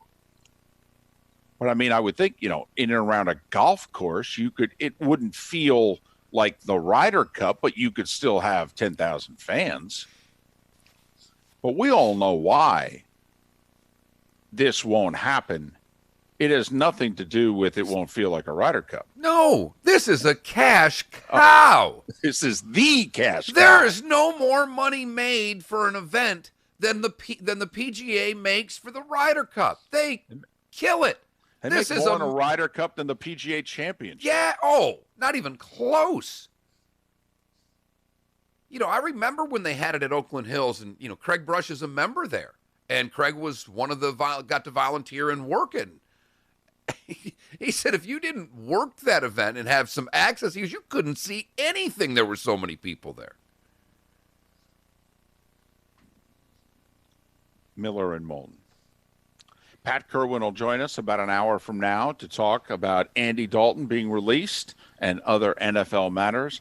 Bob Pockrass, who covers NASCAR for Fox, he will be with us next. And speaking of NASCAR and Fox, Mark, we've picked up NASCAR here on Southwest Florida's Fox Sports Radio. So all this racing that they're going to be doing, like 7 events in 11 days, we've got access to it. We may bring it all to you. Heck, Ross Chastain's in damn near every race.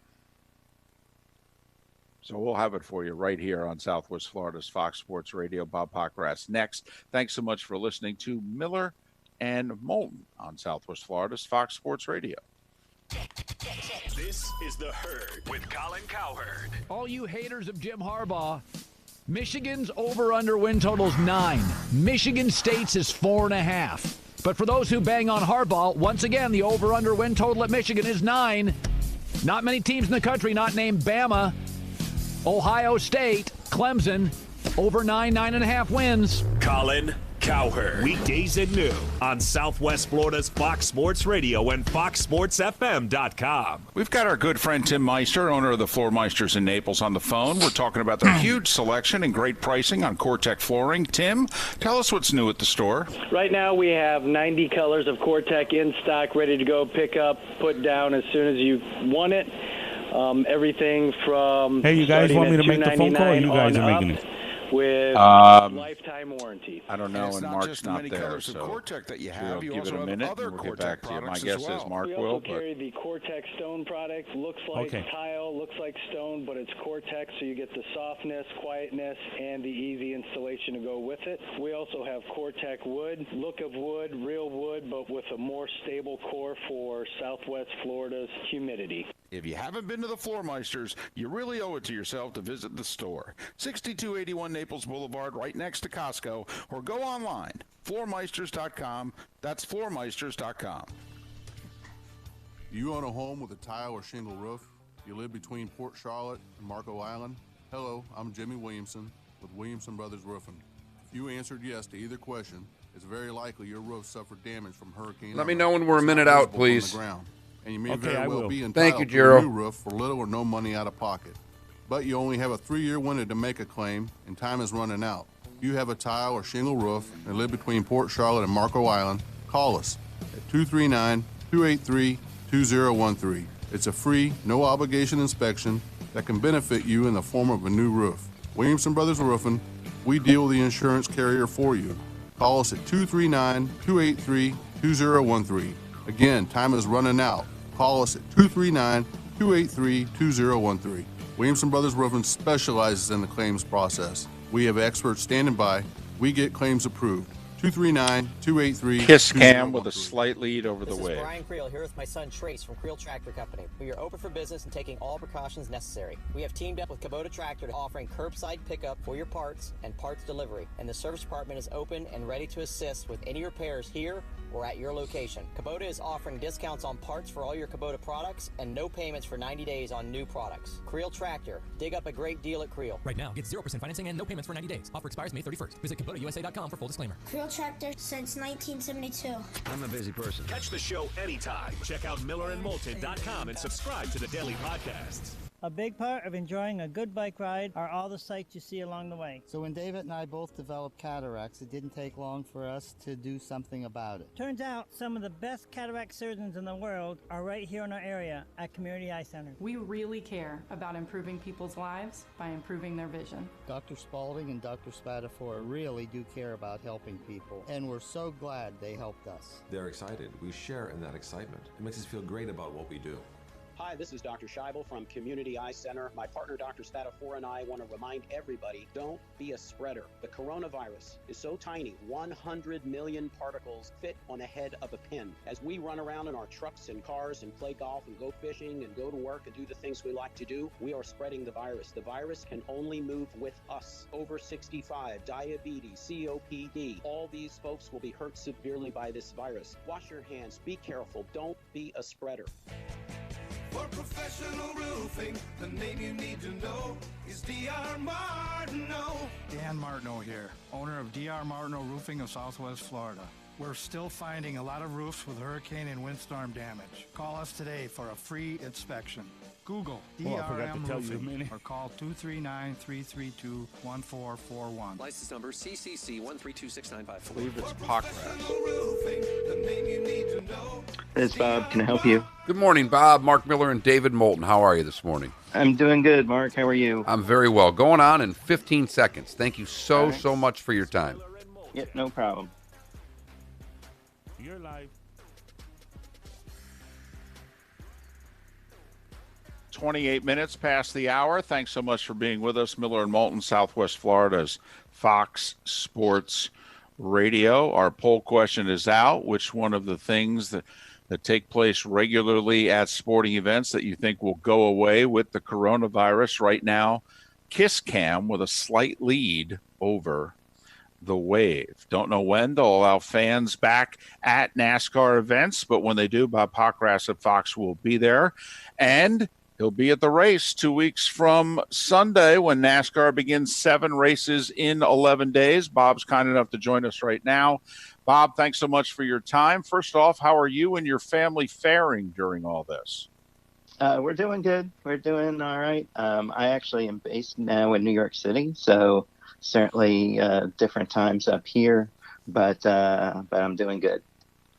Bob, is it hard for you? You know, we have a regular guest that's in the Jersey area that every time we talk about when sports start, and he keeps going, how can you bring this up with what's going on in the tennis centers, the hospital?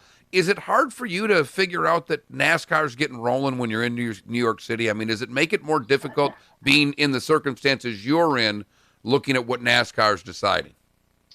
No, I don't think so. Maybe it's just because I'm immersed in the sport. And look, NASCAR, those teams do not get paid if they don't race. The tracks do not get money from TV if they don't race. And they have the ability with pretty much everybody who's on track or with protective gear, right? The pit crews and the driver, to believe that they can do it in a safe manner. And these teams also wouldn't get sponsorship probably if they don't race, right? Like your sponsor isn't going to just pay them if there's no activity. So there's just so much, just from the financial ecosystem of the sport. I mean, just you're talking about teams potentially going away if they don't get restarted in the next month or so, and I think that's an incentive to try to see if you can find a way to do this safely, and if you can, to get started.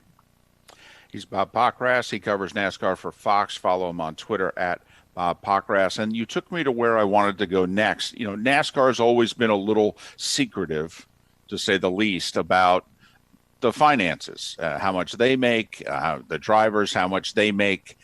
Bob, as best we can tell, can race teams and can the sport pay their bills without fans in the stands? We've discussed this with other sports, the NBA, the NHL, baseball, thinking of starting back up or starting up without fans, and whether or not there's enough TV money to approach the break-even point. At best you can understand, can people tread water with just Fox and NBC's money, or is this still going to be a money loser until they can start selling tickets?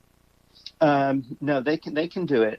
So, for instance, the Dover racetrack is a public company, so they have to report their earnings still. And last year, Dover had 2 race weekends, and all the money they took in from the TV deal was $24.7 million. What they took in ticket sales was about $5 million, and what they sold as far as sponsorship and concessions was another $6.7 million. So, so their TV money, is more than 2/3 of their total revenue stream. And so they can certainly, but, if you don't have fans at the track, it's certainly less work you have to do as far as, hiring people and certain things. And you potentially could still do sponsorship for your races, certain signage and digital assets. So I think they can make it work. It's not the best, but I think the tracks can make it work. And the teams, a lot of these sponsors are doing, do these sponsorships to be on TV. So as long as the races are on TV, the sponsors will be potentially happy. The sponsors also are now looking for a lot more, as we talk about, digital assets, in the sense of social posts and videos and those kinds of things. So if the teams can race and be on TV and also do this stuff socially, the fact that maybe a sponsor can't entertain people at the track, who knows if they'd have money to do that anyway, is it'll have an impact, but maybe not as much of an impact as you might think. Bob, on that note, I'm just, because we were talking locally when the races run with all these races, from the local deals, who's going to jump on it because the companies aren't making money right now. How much are all of NASCAR's TV deals essentially still in place? Are there sponsors, are there openings there, or is basically once they start running, their deals with the networks just kick in? Well, I have no idea about Fox's business as far as that goes, as far as advertising goes. But what NASCAR has told us is that NASCAR pays the teams 5 days after a race. The bulk of that money comes from TV money, and NASCAR says that money won't change. So as far as what NASCAR is giving the teams, it won't change, and so that they know that they'll get the full fee for the race, as far as the purse money and what they get paid to participate. So I think that's a key thing. And, it's just going to depend on the sponsor.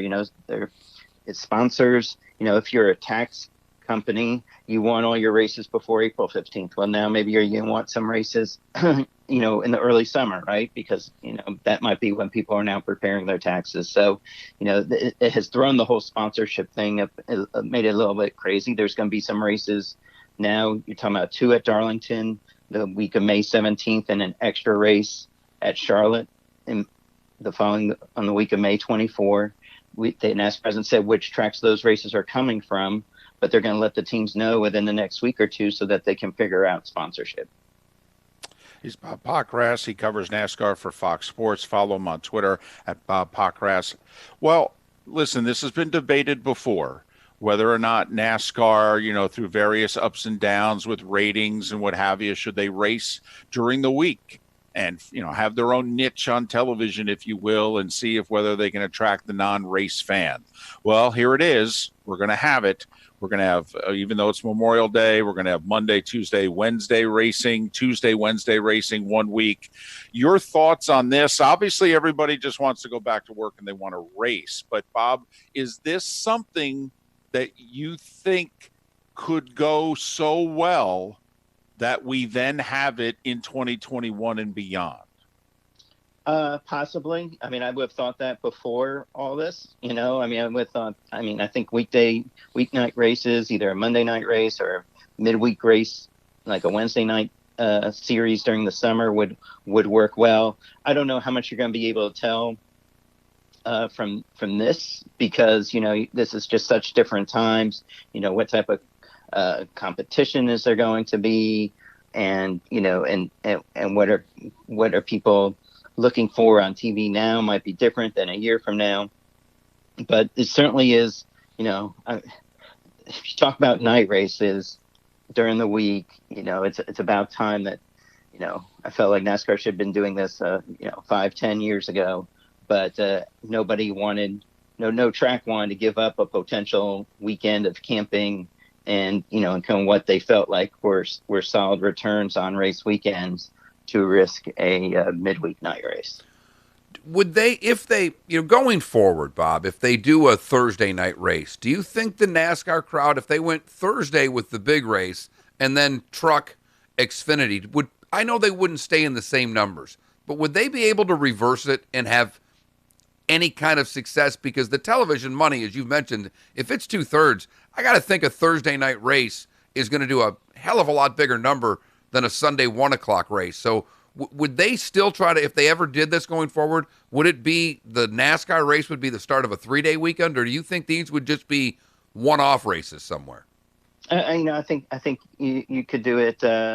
You could do it either way. Do you start out on Monday night with like Xfinity and then maybe Wednesday night trucks, Thursday night Cup, or do you go Thursday night Cup and then Friday?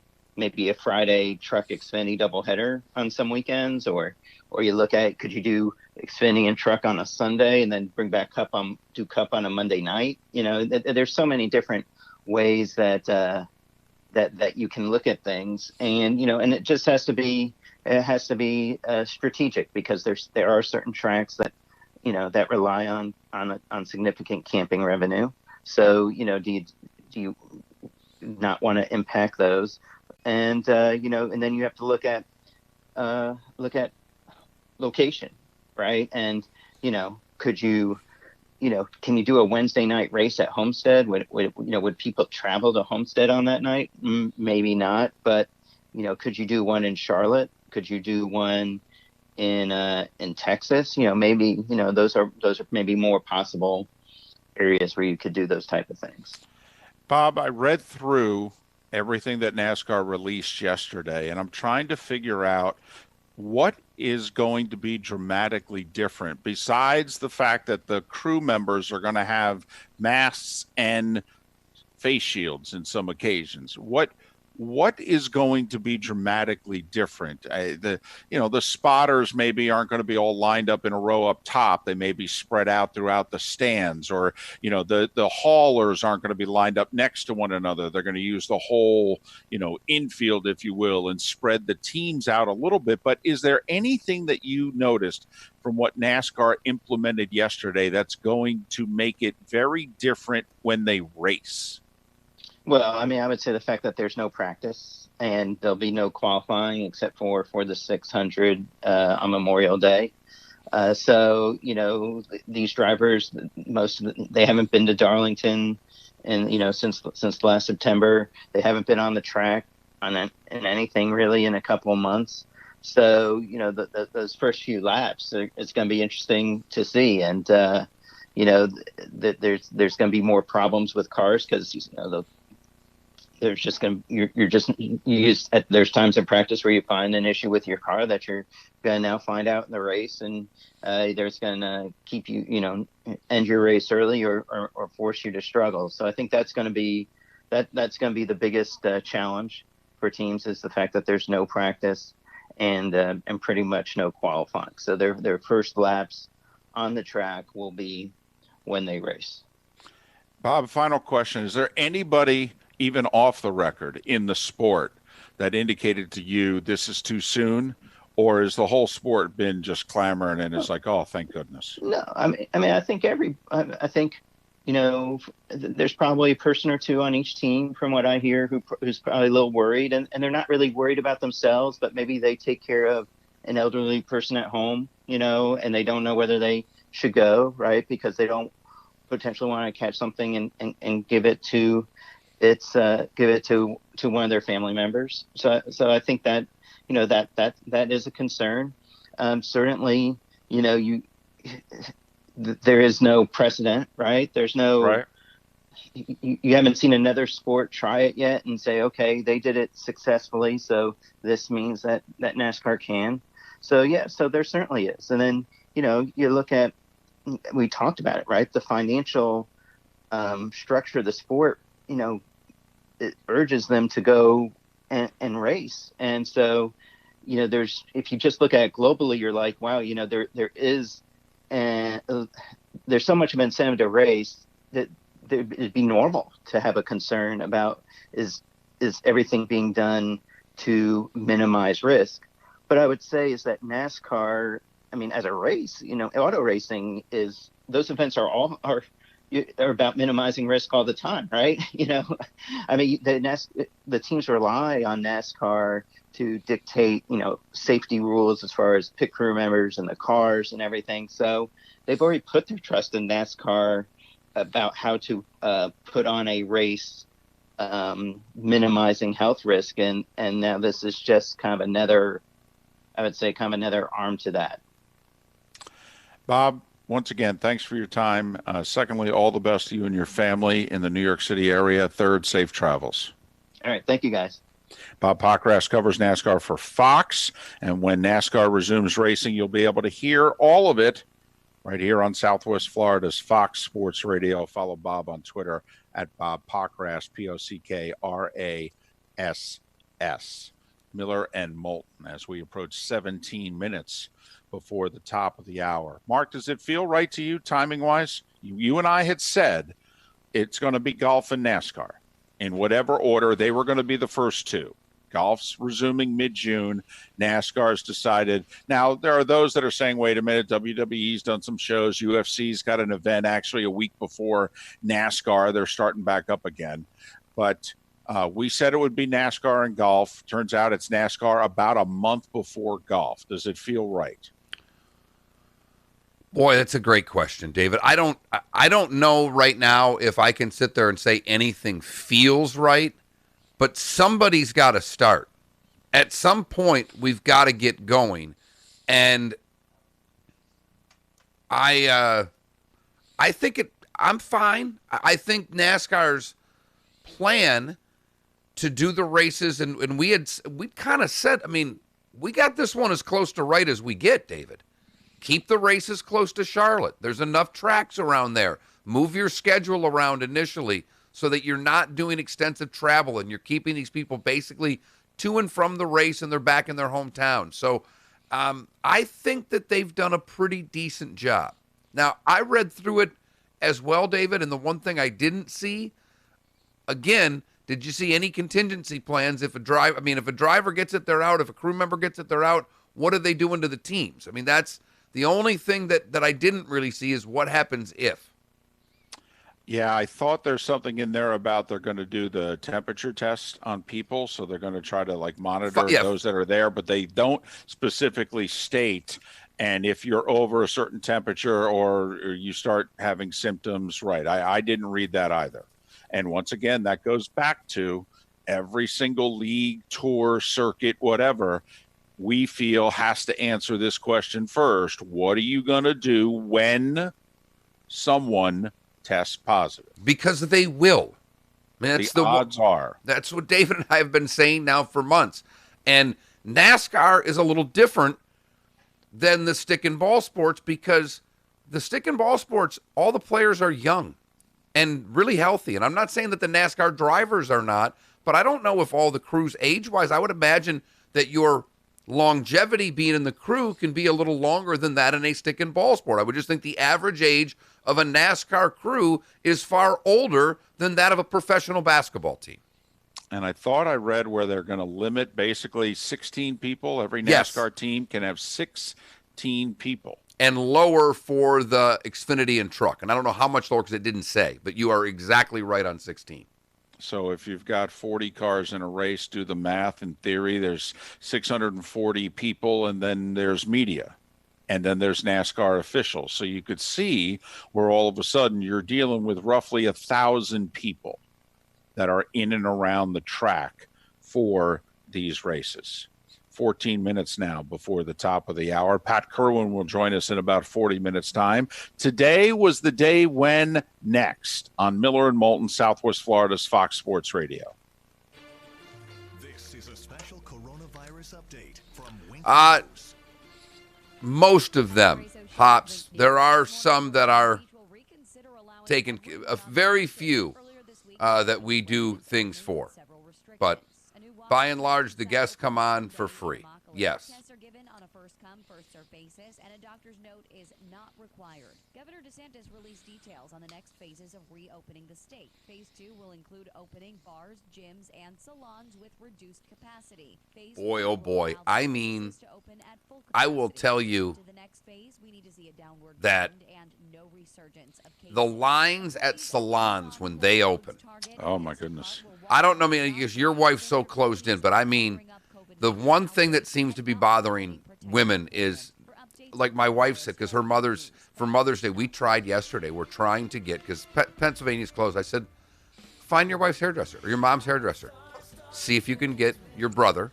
And for Mother's Day, we'll send the hairdresser to the garage and see if she can do it. If she says no, then walk away. But if the person says they'll do it, we'll pay him to go over. I go, she goes, right. I go, I can find out from a buddy of mine who lives in Pittsburgh. Maybe he can find somebody. And Eve looked at me and she goes, Mark, you don't understand. Women have a very personal relationship with the person who does their hair. And I mean, she talked to me like I was her kid. Like, shut up. You don't know what you're talking. You are so far out of your lane here. Stop it. Yeah, I did the clippers on the side. Look at you, Maddie, wearing a dress this morning. Woo, so pretty. Brush the hair, though. Oh, do you need me to tie it? Come around. Come around this way. I got you. Get a little camera time with that pretty dress and that moppy hair. Oh, I got buttons, too. Holy crap. Tim Meister, owner of the Floor Meisters in Naples, on the phone. We're talking about their huge. We've gone from pajamas most days to now we're wearing dresses again. Look at that. 90 colors of Core-Tech in stock, ready to go, pick up, put down as soon as you want it. Did I ever think I would be doing buttons? Soon to be a day away from 6, this kid is. That's right. Happy birthday. Did you hear that? Core-Tech products as well. We also carry the Core-Tech stone product. Looks like tile, looks like stone. Here, I got to at least prop you up so everybody can see how pretty you look. Even though the hair is... Can you come? You know what? Come back after you do the hair. Because you look great, but that hair is still very much bedhead. Let's do some brushing over there, huh? If you haven't been to the Floor Meisters, you really owe it to yourself to visit the store. 6281 Naples Boulevard, right next. I know you're getting dressed to blow off your computer work. You still got work to do, kid. I don't. You do. Funny how that works. Hey, she's got the iReady math and reading and the Compass math and reading. Those are all done before we finish. Well, we're starting a little late if it's 7:49 and she's blowing today off. She's got no. She looked at me when I told her she had to do computer work. She looked at me like, "What are you talking about? You told me we had nothing today." What are you talking about, Willis? I'm done. I put in a good week. I got to be honest. When I showed her the Maravich thing, and he's doing the 2-ball figure 8, right? She just looked over at me like, because I actually dribble the basketball decently, and so I've been playing around with her, and she's like, "Wow!" And then she saw that, and she's like, "Can you do that, Dad?" I said, "Not a chance." No, not even going to try. Thank you. Divorce lawyers is really interesting because you're right. There's going to be run. Oh man, That's a good call. I should hit up the lady that when I needed a little help with something with Jake. She was cool. I should go talk to her, get her to advertise. She actually gave me almost, not free, but almost free advice. Lawyers don't do that very often. My first divorce lawyer should be in jail. With Towboat US, you're covered by the world's largest towing fleet with over 300 ports nationwide. Your local Towboat US companies in Charlotte, Lee, and Collier counties are here to help 24/7, 365 days a year. Inland, the river to Lake-O, and out 75 Okay, now you can come over. And new membership So much better. starts as low as $99. Call 239-946. Oh, stand up right on my leg. There you go. Oh, no, that's too high. You got to come down a little bit. There you go. Oh, wow. Pretty dress. Ah, there you go. You going to stay for a segment, or are you going to go start and get to work? You're going to go to work? All right, get to work. Shut my door behind you, because if you're going to get the computer, it's too loud. Thank you, sweetie. Thank you. Now, it's interesting. On my screen, she's on the other side of you. Yeah, I know. Creel Tractor since 1972. It's interesting. I never noticed that before. This is Miller and Moulton. You're live.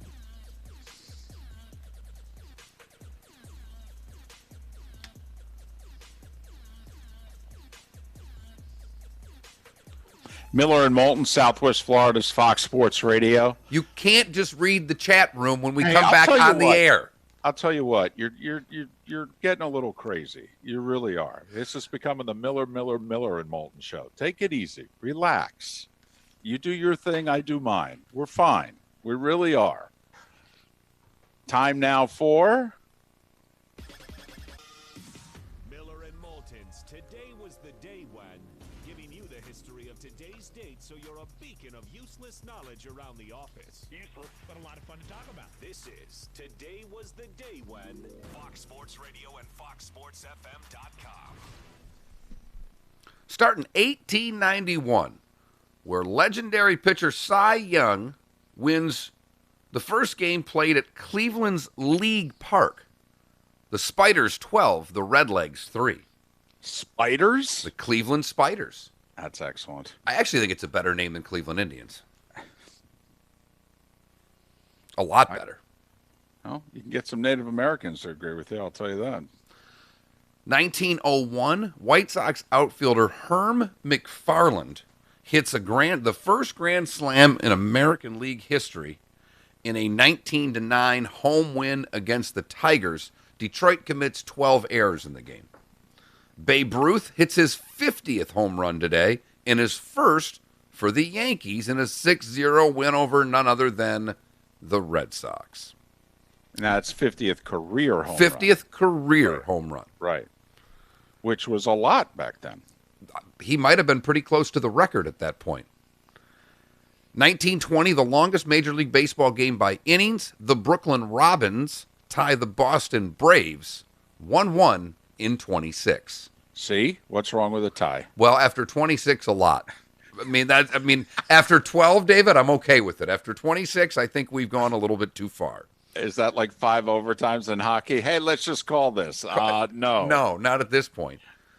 Jimmy Fox makes his Major League debut at 17 today in 1925 for the Philadelphia A's. He pinch hits for a single. And Satchel Paige makes his debut the next year in 26 at 19 in the Negro League for Chattanooga. 1931, the Empire State Building opens, which just that kind of, didn't that freak you out a little bit that they did that 90 years ago?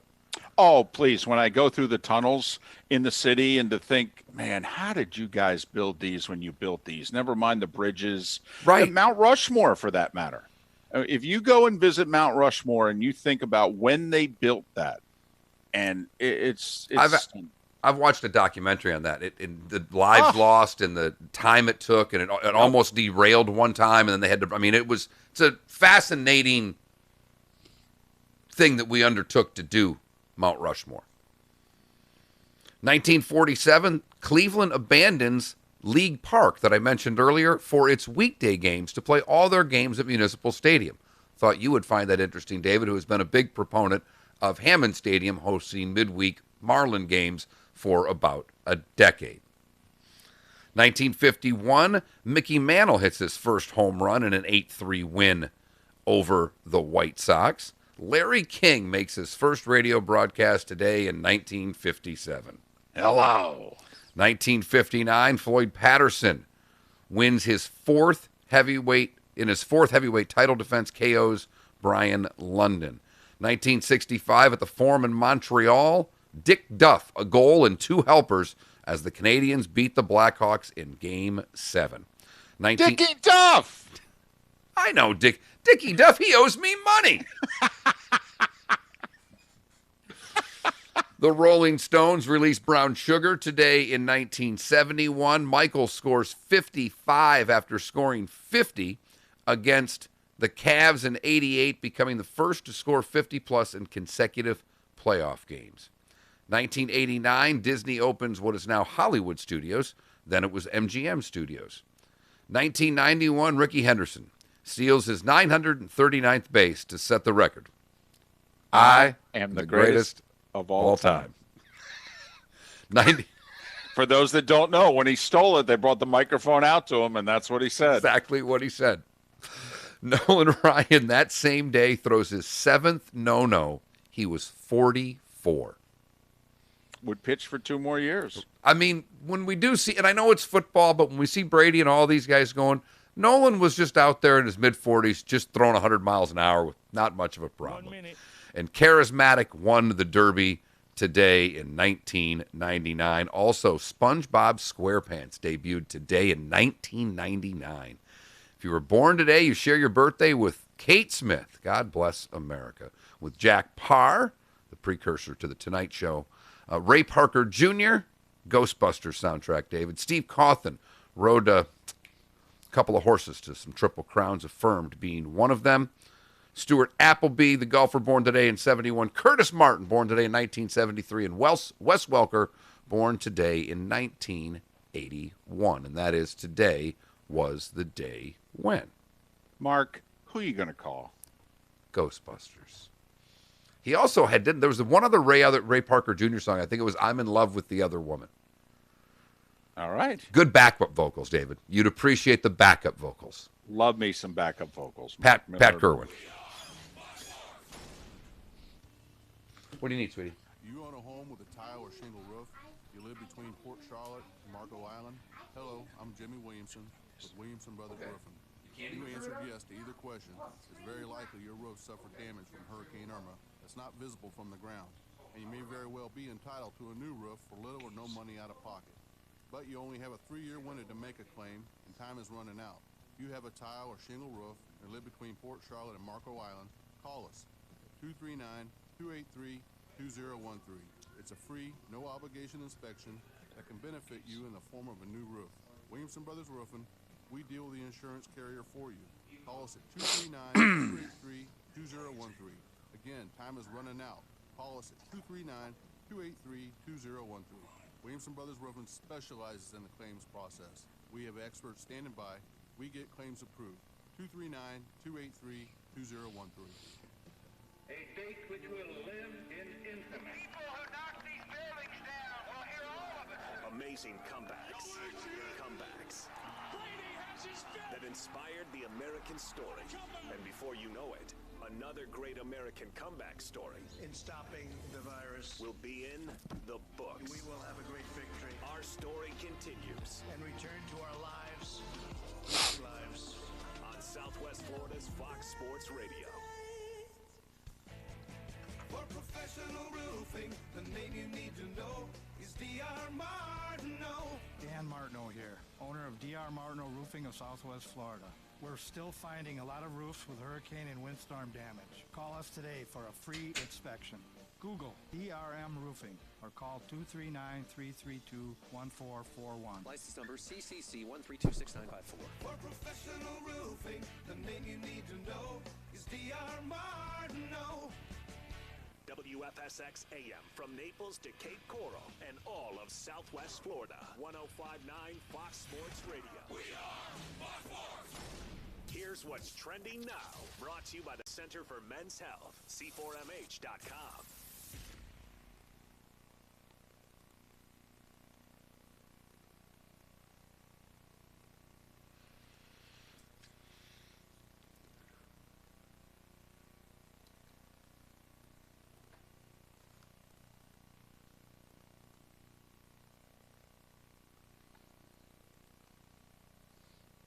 Want to just recap here?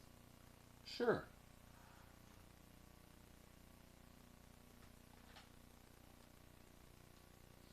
Guy tweeted at us and said about the autographs that, if Ali had given you something to autograph, would you have accepted Yes. it? And I said, for Ali, yes. I go, but I turned down Mickey Mantle. One of my favorite stories, my first wife's good friend, she introduced her to her boss. They ended up getting married. Mike Small owned Jocks and Jills. I don't know if you've ever been to those sports bars. Yes. But they eloped, and they came to Miami, because Miami's basically like Vegas. Or Florida's like, you can get a marriage license quickly. And he had money, and they stayed somewhere. Their wedding picture is the two of them and Ali. They ran into him somewhere. That's awesome. Their wedding picture is the two of them and Muhammad Ali. I love it.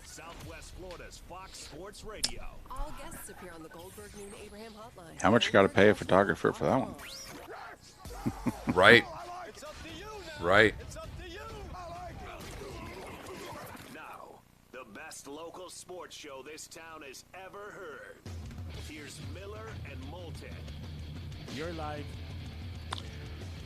Third and final hour of not only today's show, the 1st of May, but it's final hour of our week here on Miller and Moulton. Thanks so much for being with us. Southwest Florida's Fox Sports Radio. We stream this and every show on the station, foxsportsfm.com. You can watch, chime in, listen to Miller and Moulton via the Twitch and YouTube channels that we have, simply Miller and Moulton. Pat Kerwin will join us in about 25 minutes time on the Goldberg, New and Abraham Law Firm hotline. And if you miss any part of this or any show, well, we have podcasts every day. Every hour has its own podcast brought to you by Kinetico. That's why we call them the Kinetico Cast. Great May specials from Kinetico, the best that I've seen them offer during our relationship.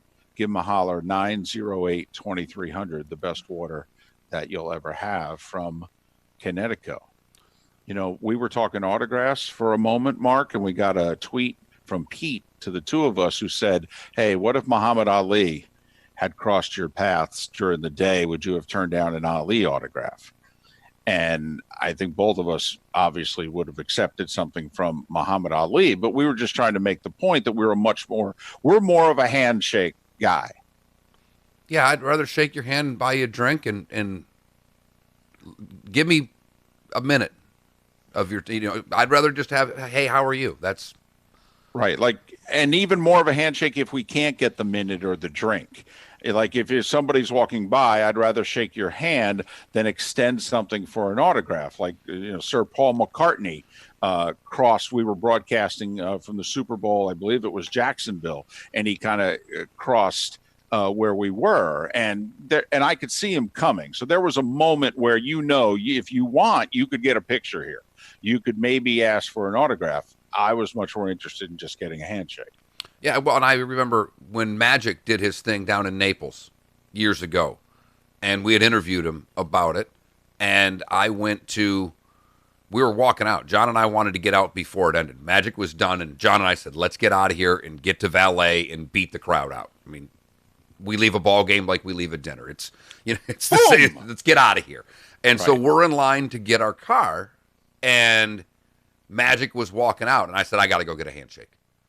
And I walked in and said, Magic, and I said, hey, said who I was. Said, you came on my radio show, thank you. Magic gave me the bro hug, and I'm like, well, I'm good. That's one of my idols. I got a bro hug from Magic Johnson. Way better than an autograph. In my personal opinion, way better than a piece of paper with his name on it. Autographs are for kids, in my opinion. Will the bro hugs continue going forward? Will we go back to bro hugs? Will they continue? Will handshakes continue? Which kind of goes in line with our poll question as to what you wish will go away with the coronavirus at sporting events. And it's been a nip and tuck race throughout the show between the wave and kiss cam. Yeah, the kiss cam out in front right now by about 5 percentage points. But voting allowed all weekend. The Friday poll will be up until Monday's show begins. So plenty of time for this to get retweeted and get out there and see how many people can try to get.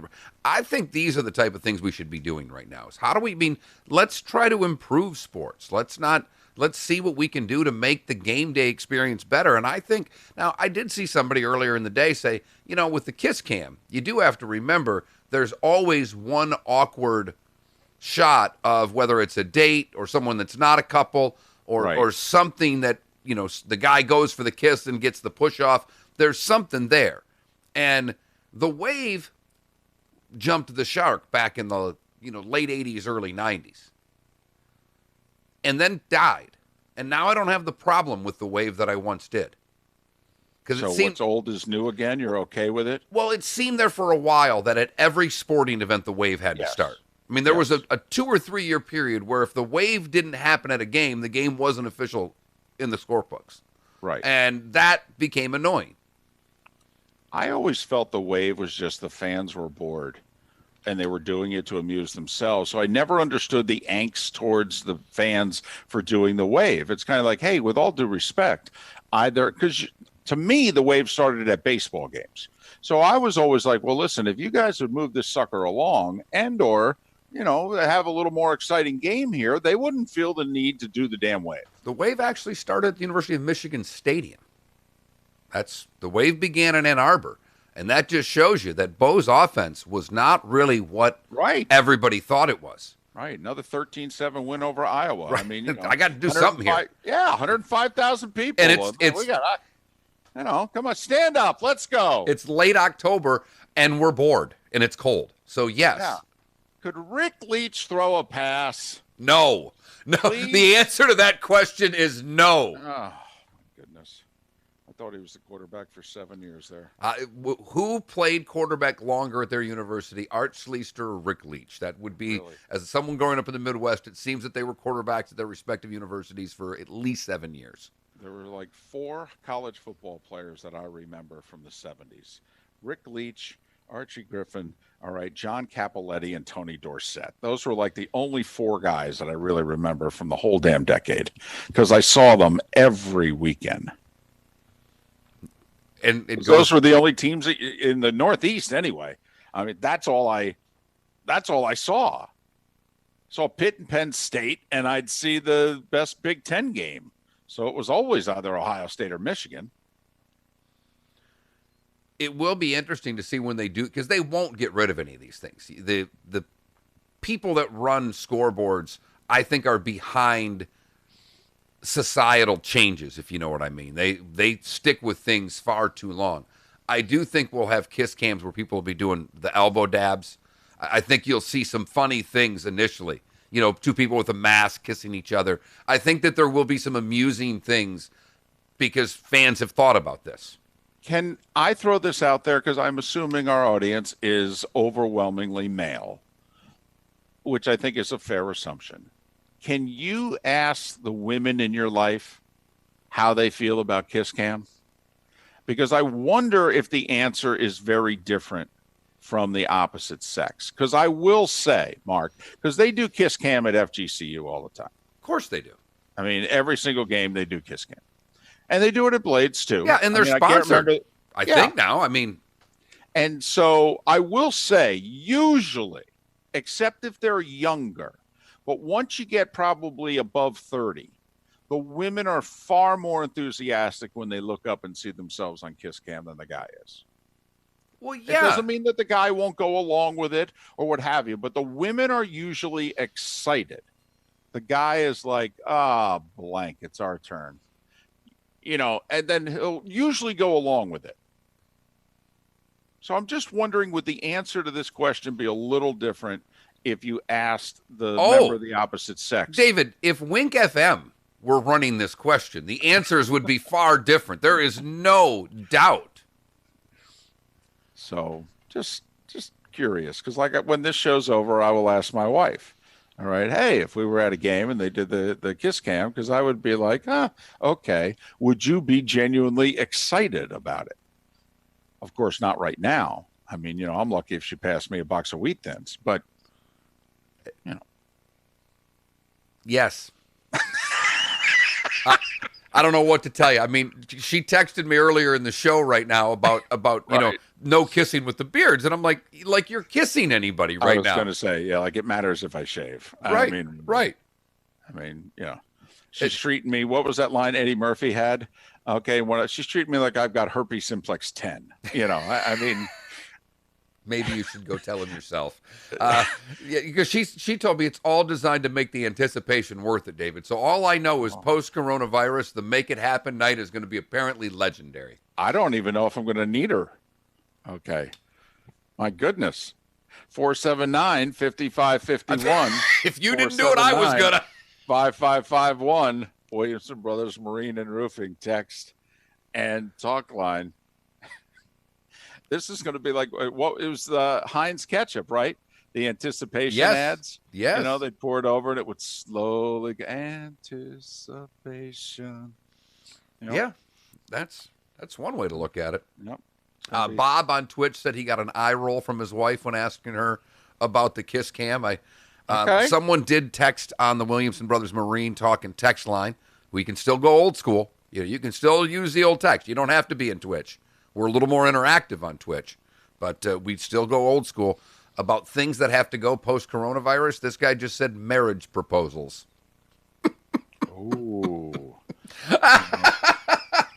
And I think there are a lot of the Gen Zers out there that agree with you. I mean, your daughter's married, but that's not the norm for her group of her age. They're staying away from marriage and buying houses and all that stuff. You might be onto something with that text there. Yeah, that generation, I mean, they're getting married and having roommates even because of the cost of things. I mean, it's interesting to say the least. Finding out about her friends and how, you could get married, but to share expenses, you live with another married couple or you live with roommates. And it's like, really? So, yeah, a little different world out there, depending on your generation. I think both of our wives, by the way, would be excited about the kiss cam. I think so, too. I think if the four of us were at a game and they put either of us up, that they would be genuinely excited, and whichever couple wasn't up, that guy would be mocking the other guy. Well, here's what would happen. If they put the four of us up, I would turn and kiss you on the cheek. Exactly. Okay, thinking the same thing. Right. I was thinking the exact same thing. I would do that and then wait to see their reactions and all that. In fact, if they were sitting in the middle and we were on the outside, I would just get up and kiss you and just see what the reaction was in the crowd. Either that or I'd look at you and maybe we get up and walk out. Okay, if we're on the ends, okay, and if they're in the middle, okay, so if that ever happens, that's what we're going to do. Well, this is the big assumption here. I mean, the kiss cam notwithstanding, David, the fact that the four of us would ever be at a sporting event together is next to impossible. I mean, it could happen at a Blades game, could happen at a Mighty Muscles game, but that's really it, because if it's an FGCU event, you're working. Mark, I just got so excited to think of the possibility of being out at a game. Okay, that's why I'm getting so carried away. It's exciting to me to think of, wow, you mean going to a game? Oh my goodness. I'll be so happy I will kiss Mark on the cheek. I mean, doesn't that sound exciting? Honestly, the thought of going to a game, it may sound scary also, but, right now, just if you allow yourself to, wow, I'd love to be at a game and see Kiss Cam and start making fun of it. I'd love to be at a game and have the wave break out and decide whether or not, it's been a long time, but I'm going to participate in this sucker. I have to be honest, David, there would be no discussion in my head about doing the wave. I would jump out of my flippin' seat. I would be, I was lucky enough to go to Game 3 of the '84 World Series with my father. And my father was an old school guy. He's a fighter, a beer drinker, a cigarette smoker. Not the type of guy that I would expect to do the wave ever. That was not the way I perceived my dad. And we got to the game early. It was the World Series. I mean, we were there hours before the game. And the wave's going at 7:30 or 8 o'clock first pitch. The wave's going 20 minutes before the game. And there's my dad as we come around down the right field line. And my dad's jumping out of his seat doing the wave. And I'm like, holy cow, Dad's doing the wave. I would have that much excitement right now to do the wave at a high school football game, David. I would do the wave at a little. I may go to the pickleball courts that are open today and start the wave. There you go, the one-man wave. tell you what, hopefully somebody on the other side of the court will do it also, just a split second after you. Yes. It'll be the two-man wave. Look like Major League, the three guys doing the wave in center Right. field. That's exactly what it would be.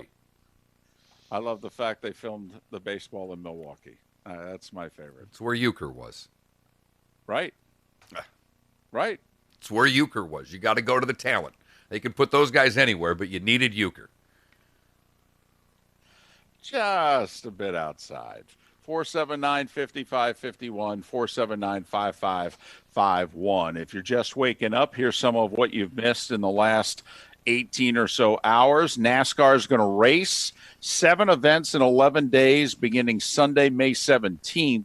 Now, these are not all cup races. You know, they have a AAA series, if you will, called the Xfinity Series. They also have a Trucks Series. So they are going to race 7 events in 11 days, beginning May 17th through Wednesday, May 27th. They're going to race the first 3 events at Darlington in South Carolina.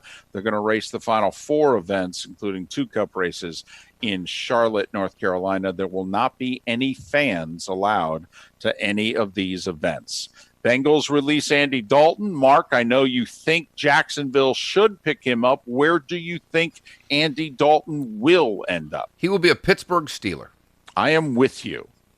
I am with you on that. I think that makes it makes a ton of sense for Jacksonville. Jay Gruden's the offensive coordinator. They work together. They have a relationship. There is no doubt that I believe Jacksonville will be interested in him. But I think Pittsburgh, I said it earlier in the show, there is no way you can tell me that Pittsburgh's not in the postseason if Andy Dalton were their backup quarterback a year ago. Pittsburgh cannot go into this season making the same mistake that they have made for years with lousy backup quarterbacks because Ben's getting older and Ben seems to miss a couple games every year. If you were Andy Dalton and no one is offering you a chance to compete for the starting job, never mind give you the starting job. If you're Andy Dalton, Jameis had a choice. He chose New Orleans for far less guaranteed money and base salary over Pittsburgh. If you were Andy Dalton, Mark, where would you choose? If I throw out Dallas, Tampa Bay, Pittsburgh, New England, teams that we think have a real shot to make the playoffs and then whatever happens, happens, who have needs at backup quarterback. You could throw in another team if you want. If you're Andy, where are maybe you picking up the phone and calling saying, hey, you got any interest? New England. Because I think I can start there, and I would love to go play for Bill Belichick and Josh McDaniel, and I couldn't want that anymore. There's a place where I think I can play. After that, I wouldn't say Dallas because Dak's young, and that's their guy. To me, you're never thought of as a chance to be the starter if you go to Dallas. Pittsburgh looks like, hey, you could sit 2 years behind Ben. He could be done. I mean, he's the only, Phillip, how many more is he going to play? Eli's done. Where are we with that class? They're close. Well, I would only sign a 1-year contract if I was Andy Dalton because you've mentioned a couple places where jobs may open up next year. So I would want the ability to get out. But I would put Pittsburgh number 1, but I would put Dallas number 2. I would because, you know what, Dak may be overplaying his hand here. That's all I'm saying. And if I'm Andy, not a bad place to just kind of be sitting just in case they want to tap you on the shoulder going forward. The Iowa president said he's going to open up his campus for everything, including athletes, on June 1st. Greg Sankey, commissioner of the SEC, said unity not needed amongst the conferences. In his estimation, going forward this year, Bob Bowlesby, who's the commissioner of the Big 12, said, I'm not nearly as concerned about the start of the football season as I am the end. I'm worried about November, December, and the flu season mixing with the coronavirus and whether or not we can finish a football season and or start and finish a basketball season. NCAA Board of Directors, the committee voted to not recommend any changes to the transfer process. Full membership gets to vote on it on May 20th. Wake Forest hired Steve Forbes to be their new men's basketball coach. Have you heard, by the way, Wake Forest is doing the the Kansas thing with David Beatty? You know how Kansas is withholding the former football coaches? They owe them like $5 million, and they're trying to contend that they don't have to pay them for whatever reason. Wake Forest is doing the same for Danny Manning. $15 million was the buyout, and Wake Forest claims that Danny didn't do certain things, and we don't owe him all of it, maybe only half. And Manning and his agent are kind of like, yeah, cut the check. Some people believe, Mark, because of the times that we're in, Wake may be just doing this to stall, that this will take 2 years, and during the course of the next 2 years, it will allow them to raise the money. And if that were the case, then call Danny's agent and say, we can't pay you right now. We don't have it. Do you see what's going on? We didn't get any money from basketball. We didn't, I mean, because the ACC's checks for the NCAA tournament are a lot bigger than the A-Sun's checks. Well, and some people have wondered, guess what starts? Guess what has already started? And guess what checks are starting to come through? ACC network checks. And they're wondering, does that athletic department, are they biding themselves time? Little League World Series canceled for the first time since 1947. And the NHL, not about this season, but saying that, if in fact we're going to resume in the summer and how late the season may go, we may not start the next season until December. We've always talked, should basketball be a Christmas to August sport? Imagine if for a hockey season that the NHL was a Christmas to August league. That would be something. So that's a quick recap of what has happened in the last 18 or so hours. Pat Kerwin will join us next on Miller and Moulton, Southwest Florida's Fox Sports Radio. Here in Southwest Florida, we've seen devastation from storms, but we've never seen anything like the economic devastation caused by the COVID-19 virus. Our friends and neighbors who have never needed help are suddenly wondering where their next meal will come from. We're all in this together, and together we are Gulf Shore Strong. Please consider helping by making a donation at floridacommunity.com, a project of the Southwest Florida Community Foundation and Fox. Can you hear me, Mark? Yeah. Oh, okay. Galliana Chrysler Dodge Jeep Ram, Galliana Kia, and Alfa Romeo Maserati of Fort Myers are taking every precaution to keep you and your family safe with dealer-to-door delivery. Plus, we're making deals we've never made before on over 1,500 new and pre-owned vehicles. Sleek, sophisticated Kia Forte lease, 0 down, $149 per month. Yes, a new Kia for 0 down, $149 per month.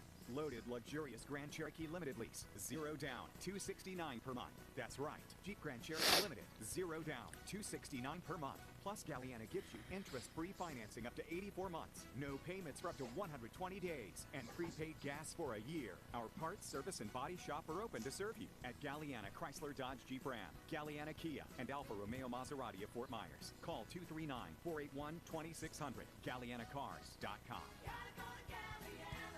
42-month lease on Jeep, 36 months Kia, 10,000 miles per year, 0 due at signing, plus first month tax, tag, title, doc, and dealer fee, 0 security deposit with lender approval.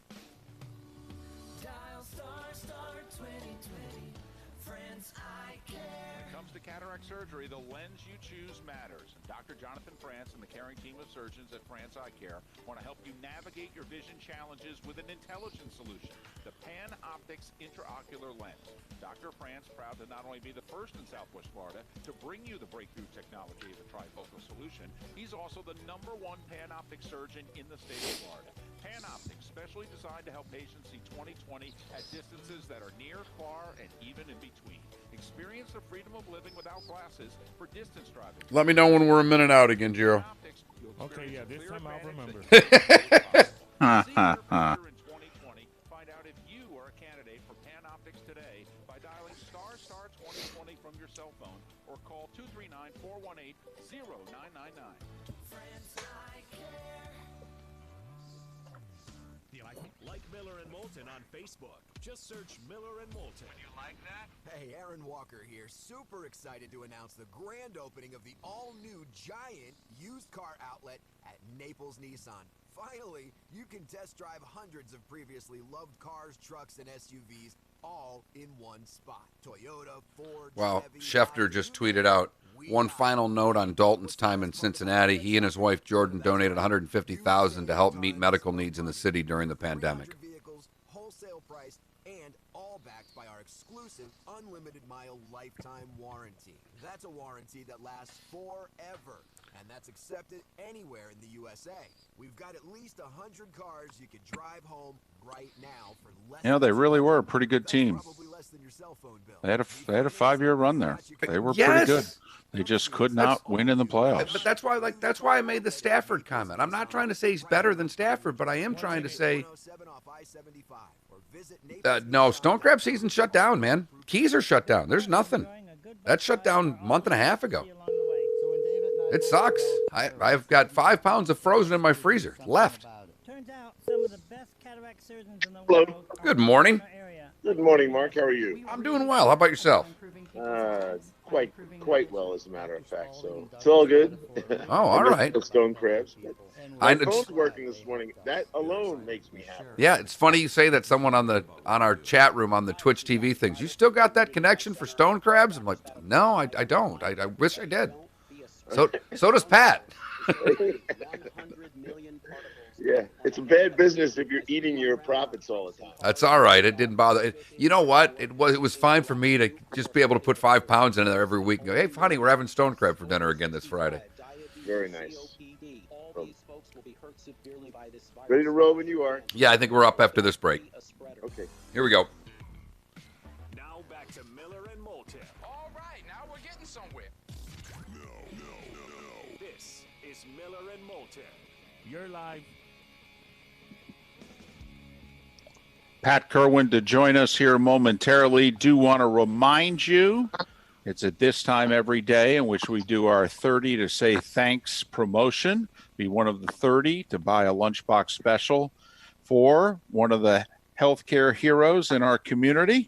The restaurant of choice today is Oaks Farm, Seed to Table in Naples, and they will be providing the lunches to the medical workers at NCH Baker Hospital in downtown Naples. Give them a call, 778-4009, 778-4009, if you are so inclined to buy a lunch for a healthcare hero at NCH Baker Hospital in downtown Naples. The restaurant of choice today, Oaks Farm, Seed to Table in Naples. Pat Kerwin, kind enough to join us once again. Pat, top of the morning to you. How are you?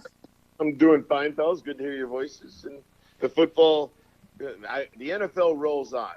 We got a storyline for every day of the week. So my show's been loaded with all kinds of crazy stuff. And yesterday I started a little bit of a forest fire with the supplemental draft and why it could explode this year. So anyway, we'll go wherever you want. Well, let's go there. What is it about the supplemental draft that has you worried in what could happen? I know there was a CFL draft yesterday that I didn't even know existed. So what is it about the supplemental draft that has you concerned? Well, it's a parachute. If they're going to actually cancel college football, which we have till July. That's when the supplemental draft is. And I know the language of the supplemental draft. I've used the supplemental draft and used it with a first rounder back when I worked for Steinberg and we took Rob Moore. But I understand it. But I think right now there's a lot of good college players that are going, hey, if we're not going to have college football, I'm jumping in that supplemental draft. Well, you didn't graduate and you haven't been thrown out of school. Those are the two ways you land up in the supplemental draft. And so I would say a class action suit with a bunch of really good players that say, I'm not sitting around campus and waiting for the next year because we're not having it. I'm going to get into this thing. And I bet you, what are they supposed to do? Do something to get expelled? I think they could fight it. And I don't think the NFL will publicly support them because they like to have a nice relationship with the colleges. But on the other hand, you think anyone would be upset if that Clemson quarterback or the Clemson running back came out? So I'm expecting, and I talked to a GM yesterday who said, you might be on, I love when they tell me this, you might be on to something. I would say that we should explore the possibilities of exploding supplemental draft with a bunch of guys jumping in here, and we all know how it works. And so I think I think if you look at it, if it was your son, Mark or David, and if college football wasn't going to happen, what would you be doing to get him out of his situation? Well, I think the problem, though, is that the supplemental draft's in July, and you're not going to know at that time whether or not the season is – you may know it's delayed, but there's no way – first off, they're going to play a college football season. But even if by chance they don't, they're not going to make that decision in time for the supplemental draft. Well, if you're right, except if I think they're not going to have it, I'm not waiting around. Why would I take the chance of passing on the supplemental draft on the hope they're going to start football? If they're not even opening campuses, yeah, July's early, but guess what? If it was my son and it didn't look like colleges were opening, which means they're not playing college football, they might play in the spring. Nope, I'm going to try to get out of here now. And I bet you there's, instead of 5 or 6 guys in a supplemental draft, I bet you we could have 30 guys in a supplemental draft and a lot of big name guys. Interesting. It is very interesting because, Pat, the one thing about this week to me and to us that's been positive is that, whether it's NASCAR coming back, whether there's been more talk of the NBA, NHL, and MLB coming back, is that there have been university presidents from Brown to Oregon to Iowa that have all said they're opening their campus in the fall. I mean, you are the first person who's kind of put a wrench in what the college presidents have been talking about. So, well, you know what? They're scared, Mark, because how are they going to gather tuition? How are they going to create revenue? The states that are opening slowly, and I'm all in favor of opening, so let me get my own opinion on the table first. The coronavirus rate is already going up a lot. So the college campus, especially a state school, they may all open up for a while, and they may retreat from that. But a stadium, remember, the TV deal for college is not the same as pro football. They need filled stadiums. Yes, they do. And they may not get those, and they may not be allowed to have them. So I feel bad for a lot of minor sports. David knows this. From the money football generates protects track and field, swimming, and everything else. Lacrosse, not basketball, of course. They got their own revenue stream. But so I don't even think these college presidents who are talking and know what they're talking about, and they're just running scared because what should they say at this time? Oh, we're going to open. How about all the kids who got accepted into college for the fall? High school seniors. How do you think they're acting right now? How many parents are going to pay $65,000, $70,000 a year to go to a private college? So there's a lot of things no one knows the answer to. But if I'm the father of a potential first-round draft pick and they're not going to play football, we're going to try to get into that supplemental draft and get out of here now. Well, you bring it like Trevor Lawrence technically doesn't qualify, though, because you have to be 3 years removed from high school, and he's not. But you mentioned the possibility, like there's a couple of Alabama wide receivers, one who weren't eligible for this year's draft. If a season doesn't happen, would they be eligible for the supplemental? Probably not. But those that decided to come back for one more year, Pat, you do bring up an interesting you almost have to figure out in July, do you think this college season is going to happen in a somewhat normal way?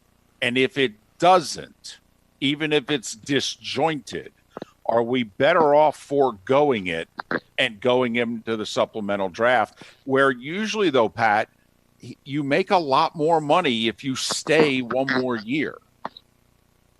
Yeah, but stay for no football? I've got my cross-checker who always takes this time off, and I always give him a list of guys to watch before the draft, and he was working hard this year. And I went over to get my equipment and all my videos and everything else I gave him for his assignment for the whole month of April, and he said, well, I'm going to miss this. I said, not so fast.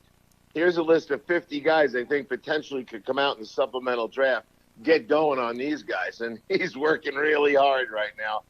But it's such a unique situation that if we ignore it, or if the college scouting directors or the GMs ignore this concept, they'll be left at the altar scrambling about July 4th. So a lot going on. And plus, To my knowledge, almost every good college player stays on campus all summer and works out all summer. Oh, they're not allowed on campus. So there's no one running a 7-on-7 practice in July like they always do and lifting weights and taking enough classes that the workload in the fall is minimal. So nothing's going on to indicate this might all work out and we might have football. I would be nervous if I was a kid eligible to come out. And there'll have to be some legal stuff here. So if you went in front of a judge and said, yeah, they're not letting me in the supplemental draft because I didn't graduate and I haven't been expelled from school. Oh, really? That's how you get in? Yeah, I'm only 10 credits short, but I haven't been expelled, so technically it's not the judge will rule in their favor. Yeah, they can figure out a way to get expelled between now and then, too, if they really want to. But, yeah, go on campus without a mask. Yeah, I mean, there's plenty of ways to do it. But, boy, to Pat's point, and when he just made the last comment there, I've told you, David, I got a young man 2 doors down. His buddy is a Bishop Verot grad that plays center for Purdue. He's rehabbing. He hurt his shoulder last year. He's still in the neighborhood. He'd be in West Lafayette. I mean, when Pat said that, I'm like, ooh, you're right. The kid that I see twice a week stop over at his buddies is not in Indiana where he should be getting ready for the season. So that is a very valid point. Let's move to players that are already in the league. One got cut yesterday. Where is Andy Dalton going to play next year, Pat? Well, David texted me almost immediately after that came out. I'm voting for New England, and I'll give you all my reasons. Number one, they don't have a guy they can win with up there, and Bill Belichick's not wasting a year of his life. Now, the Jacksonville thing is, and believe me, I ran free agency when we had coach volatility, and I love Doug Marrone. He's coming on my show today. But if I'm Andy Dalton, and I'm going to take a 3-year deal with Jacksonville, and they may fire the coach at the end of the year, and I'll be back in the same situation I was when Marvin left Cincinnati. Where's the most stable place? They ain't ever firing Belichick. And there's a chance to go in there, and he fits what they do. He's got an accurate short arm, and they got a little offense that I think he'd be a perfect fit. So I'd be voting for that. So the contract could be an issue. And so if I'm Andy Dalton, he's not going to work off that Jameis Winston 1-year deal. But you tell me, guys, is he worth more than Foles? 3 years, $24 million. Is he worth more than that? Yes. David? I don't think anybody will give him that long a contract. But yes. Yeah, well, I would give him a 3-year deal, and it would be an $8 million a year average is no big deal. That's backup money basically, but it's back ended with all kinds of incentives. I think Andy Dalton would buy the Patriots time to draft a quarterback properly, and not be thinking they know Brian Hoyer's not the answer. And I think Stidham, what did he play? 15 plays, and I will quote what I saw with my own eyes. Get him the F out of there. That's what I saw. Well, I threw out there that, first off, Pittsburgh needs a good backup. As Mark has pointed out all morning, if Pittsburgh had an Andy Dalton backing up Ben last year, they would have made the playoffs, and they can't waste another season. Dallas needs a good backup quarterback.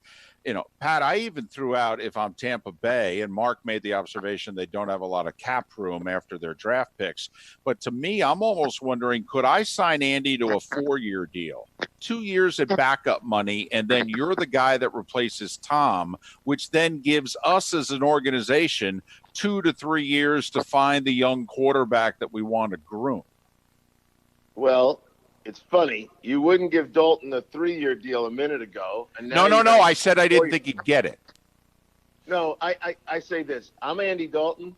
I don't believe Andy Dalton thinks he's a backup. So going to be a backup is burying your career in a baseball cap. And I don't think he's going to do that. I don't think he has to do that. Now, if he doesn't get what he wants, he can just sit home and wait for the major injury.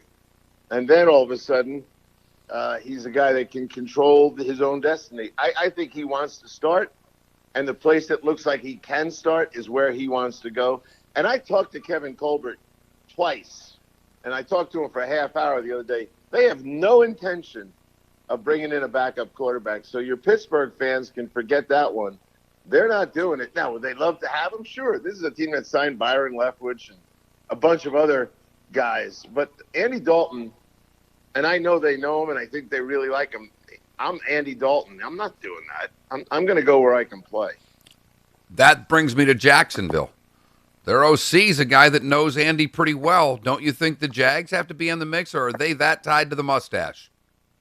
No, I don't think. Well, Andy might go there because I'm sure he can start there.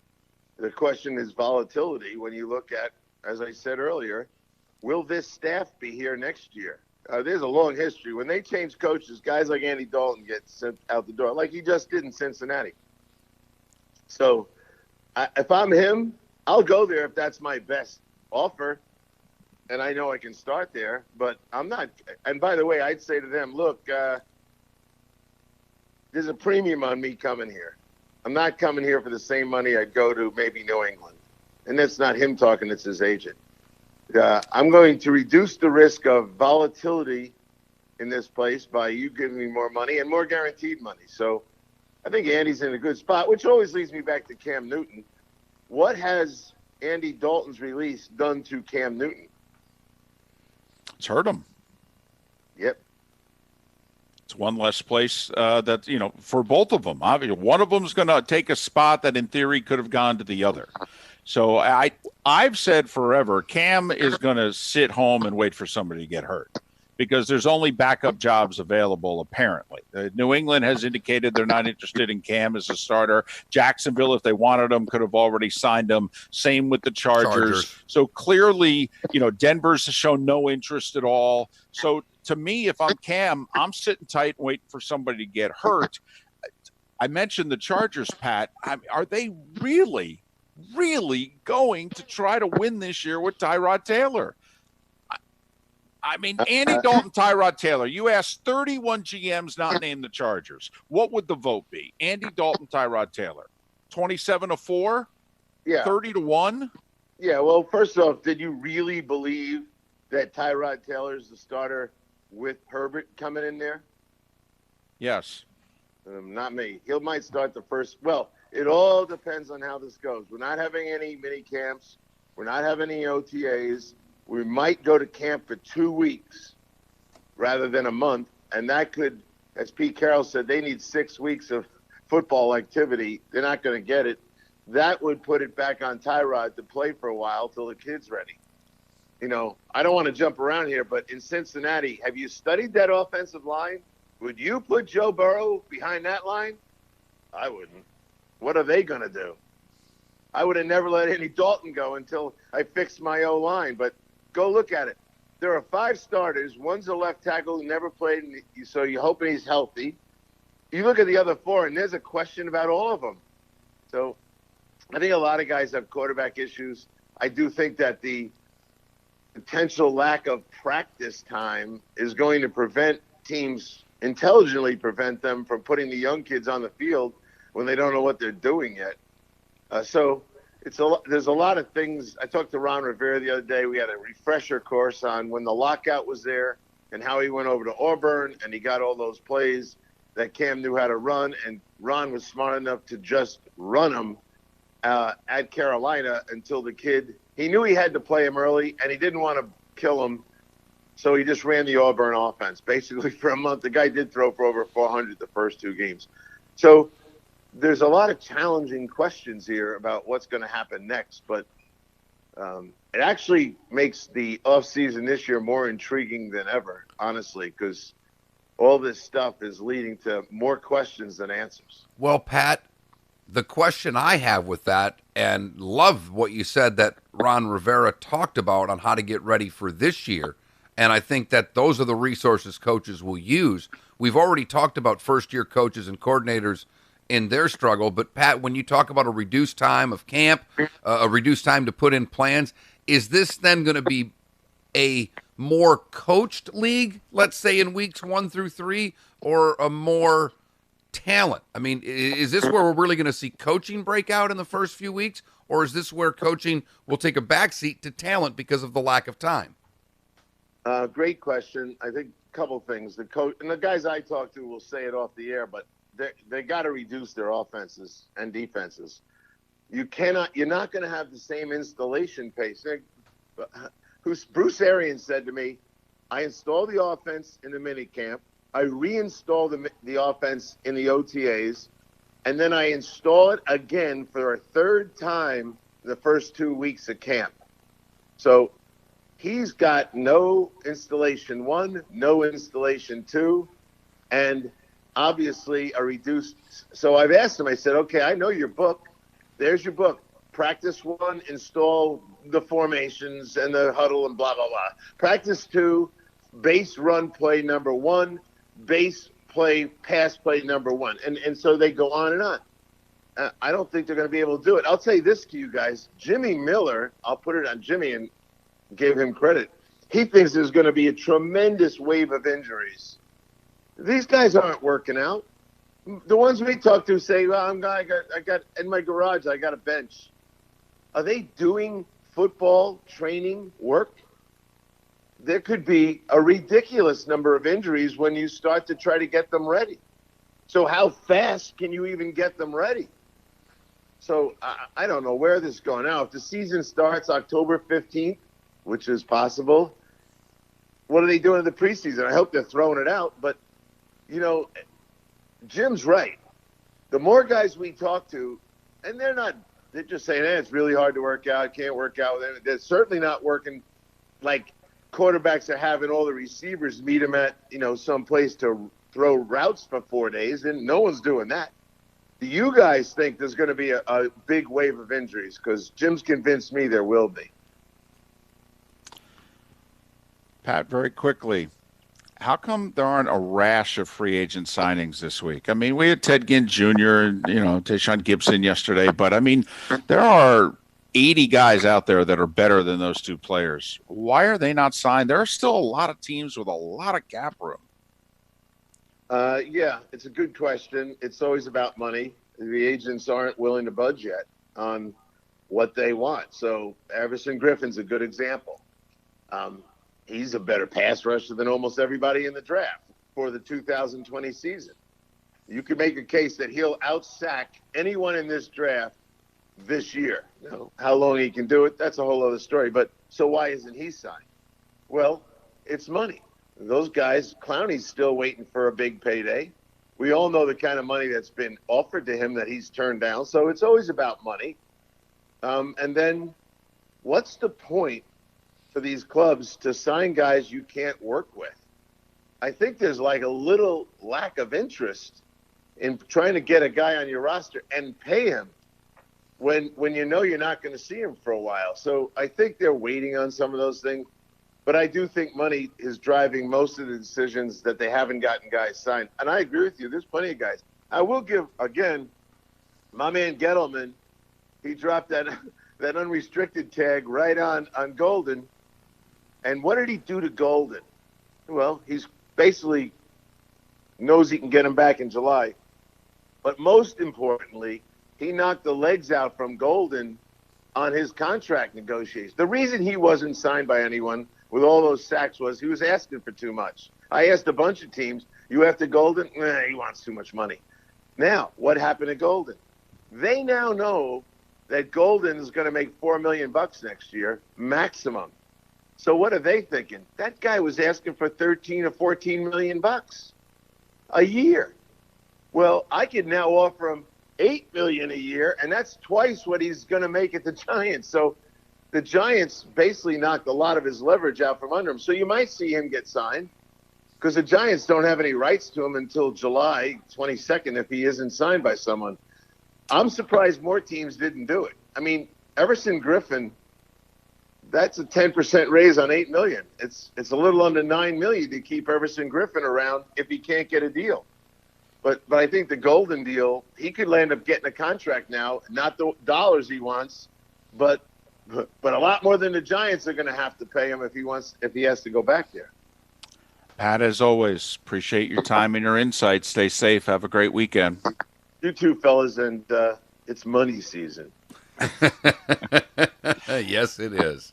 Pat Kerwin of NFL Radio, Moving the Chains, weekday afternoons, joined us on the Goldberg New and Abraham Law Firm hotline, goldberg-law.com. And Pat, of course, brought to us year-round courtesy of Pinchers. 3 locations open, Fort Myers Beach, Bonita Springs, and Naples. Pinchers, because you can't fake fresh. The good, the better, and the best as we put this week to bed. Miller and Moulton, Southwest Florida's Fox Sports Radio. Welcome to the program.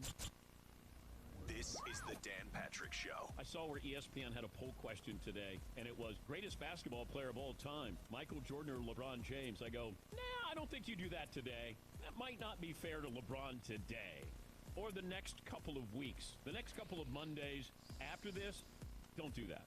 Not fair to LeBron. Dan Patrick. The Dan Patrick Show. Weekdays at 9 a.m. on Southwest Florida's Fox Sports Radio and FoxSportsFM.com. Hey guys, Frank here for Center for Men's Health, where the physicians and staff want you to know that C4MH.com is open and is going to remain open throughout this ordeal.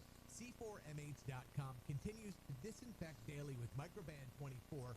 All patients and staff wear masks, and they will provide you with one to keep. C4MH.com now checks your oxygen level, as a low oxygen saturation level is an early symptom of coronavirus. At C4MH.com, it's always been about doing it safely, and now they've stepped it up to the next level. I've been a C4MH.com patient for years, and I know that safety was always their first concern, but I'm amazed at how they responded to this issue. I just learned that C4MH.com has donated 10,000 gloves. Apparently that Michael Frances yesterday kind of, I mean, I don't know if you believe a mob boss, but he basically said that, yeah, he thinks there's a lot of truth to Jordan's dad getting killed for gambling debts. We've got our good friend Tim Meister. Really? Yeah. He was on Mike Tyson's podcast. So I don't have first knowledge of this, but I was working with the NBA at that time. I was told 2 things. One, he was told to leave the NBA around that time. His father got murdered because stories were going to come out, and there was a lot of heat on the fact that because of Michael's gambling habit, his father paid the price, and the NBA didn't want the press, so they asked him to leave for a while. That's when he went to play baseball, and when things settled down, he came back. That was the plan, from what I was told, for him to come back. I heard this from a source who was pretty knowledgeable, somebody who I knew pretty well inside the NBA. Easy installation to go with it. Hmm. Also have Core-Tech wood, look of wood, real wood, but with a more stable core for Southwest Florida's humidity. If you haven't been to the Floormeisters, you really owe it to yourself to visit the store. 6281 Naples Boulevard, right next to Costco, or go online, floormeisters.com. That's floormeisters.com. Why would someone take a chance on purchasing a frameless shower door from a big box store or an online discounter of an obscure brand, and then try and find a licensed, qualified installer to put it in, when you can deal directly with a local, family-owned business that consults, measures, manufactures, and installs their own award-winning brand of shower doors? My Shower Door is a family-owned and operated business and has the highest ratings on Angie's List and Home Advisor. Want to see more? Go to myshowerdor.com. Listen to Miller and Moulton at home on your Amazon Alexa. Just say, Alexa. Receiving. Over. Play Fox Sports FM on TuneIn. We are Fox Sports. Pool need a checkup? Call the doctor. The Pool Doctor. Hi, Dr. Mark here. Heat pumps take heat out of the air and put it in your pool. They cost less to run than Article in the Detroit Free Press today, David, about the MAC and the financial troubles that they're going to have with sports. For over 40 years, we've been doing business right. This is just awful. Pool Doctor for award-winning pool service, repairs, and unheard of $39 diagnostic calls. That's mypooldoctor.com. For instance, at Central, 28 spring athletes are eligible to return. $175,000 would cost them to keep them. Western's $238,000. Doesn't know how many are coming back, but they get all of their money from the students. They're getting money from TV in the MAC. Well, plus they lost out on whatever check they were going to get, from the NCAA tournament that didn't happen. Right. It's a few $100,000. Oh, yeah.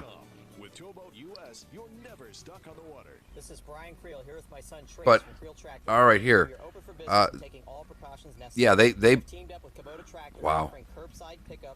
The basketball team, it would have been $2 million to the conference, It's at 200,000 a school. Yeah.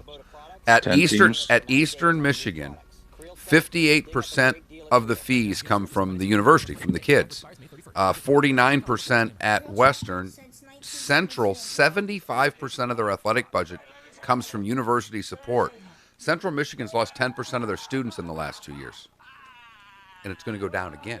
So how much higher can you crank the fees? Right. You got 2 minutes, unfortunately. And Mark Miller has a positive attitude. Let's pump the brakes there. With that being said, here's our brand new bright and shiny segment. Mark Miller's the good, the better, and the best. Man, I hope we get back to normal fast. This is weird. You're live.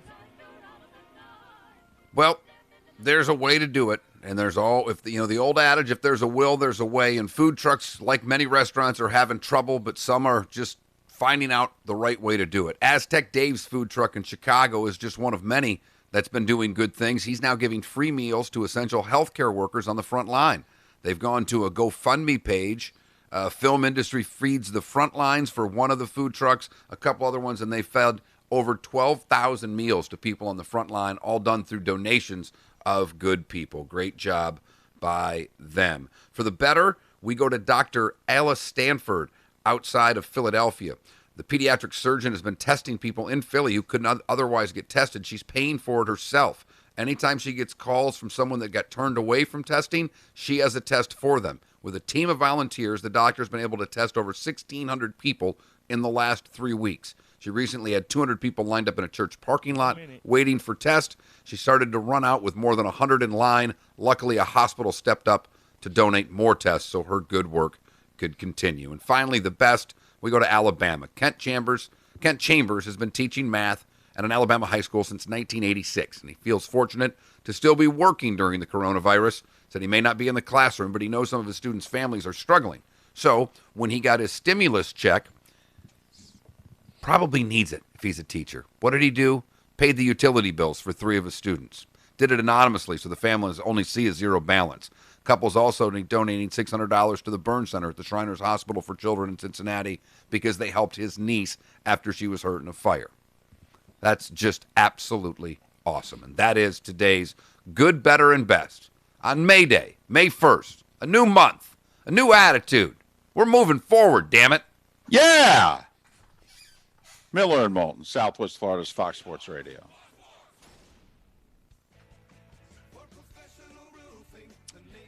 Dolphins just traded Charles Harris, their 2017 first-round pick, that D lineman, I think, from Missouri.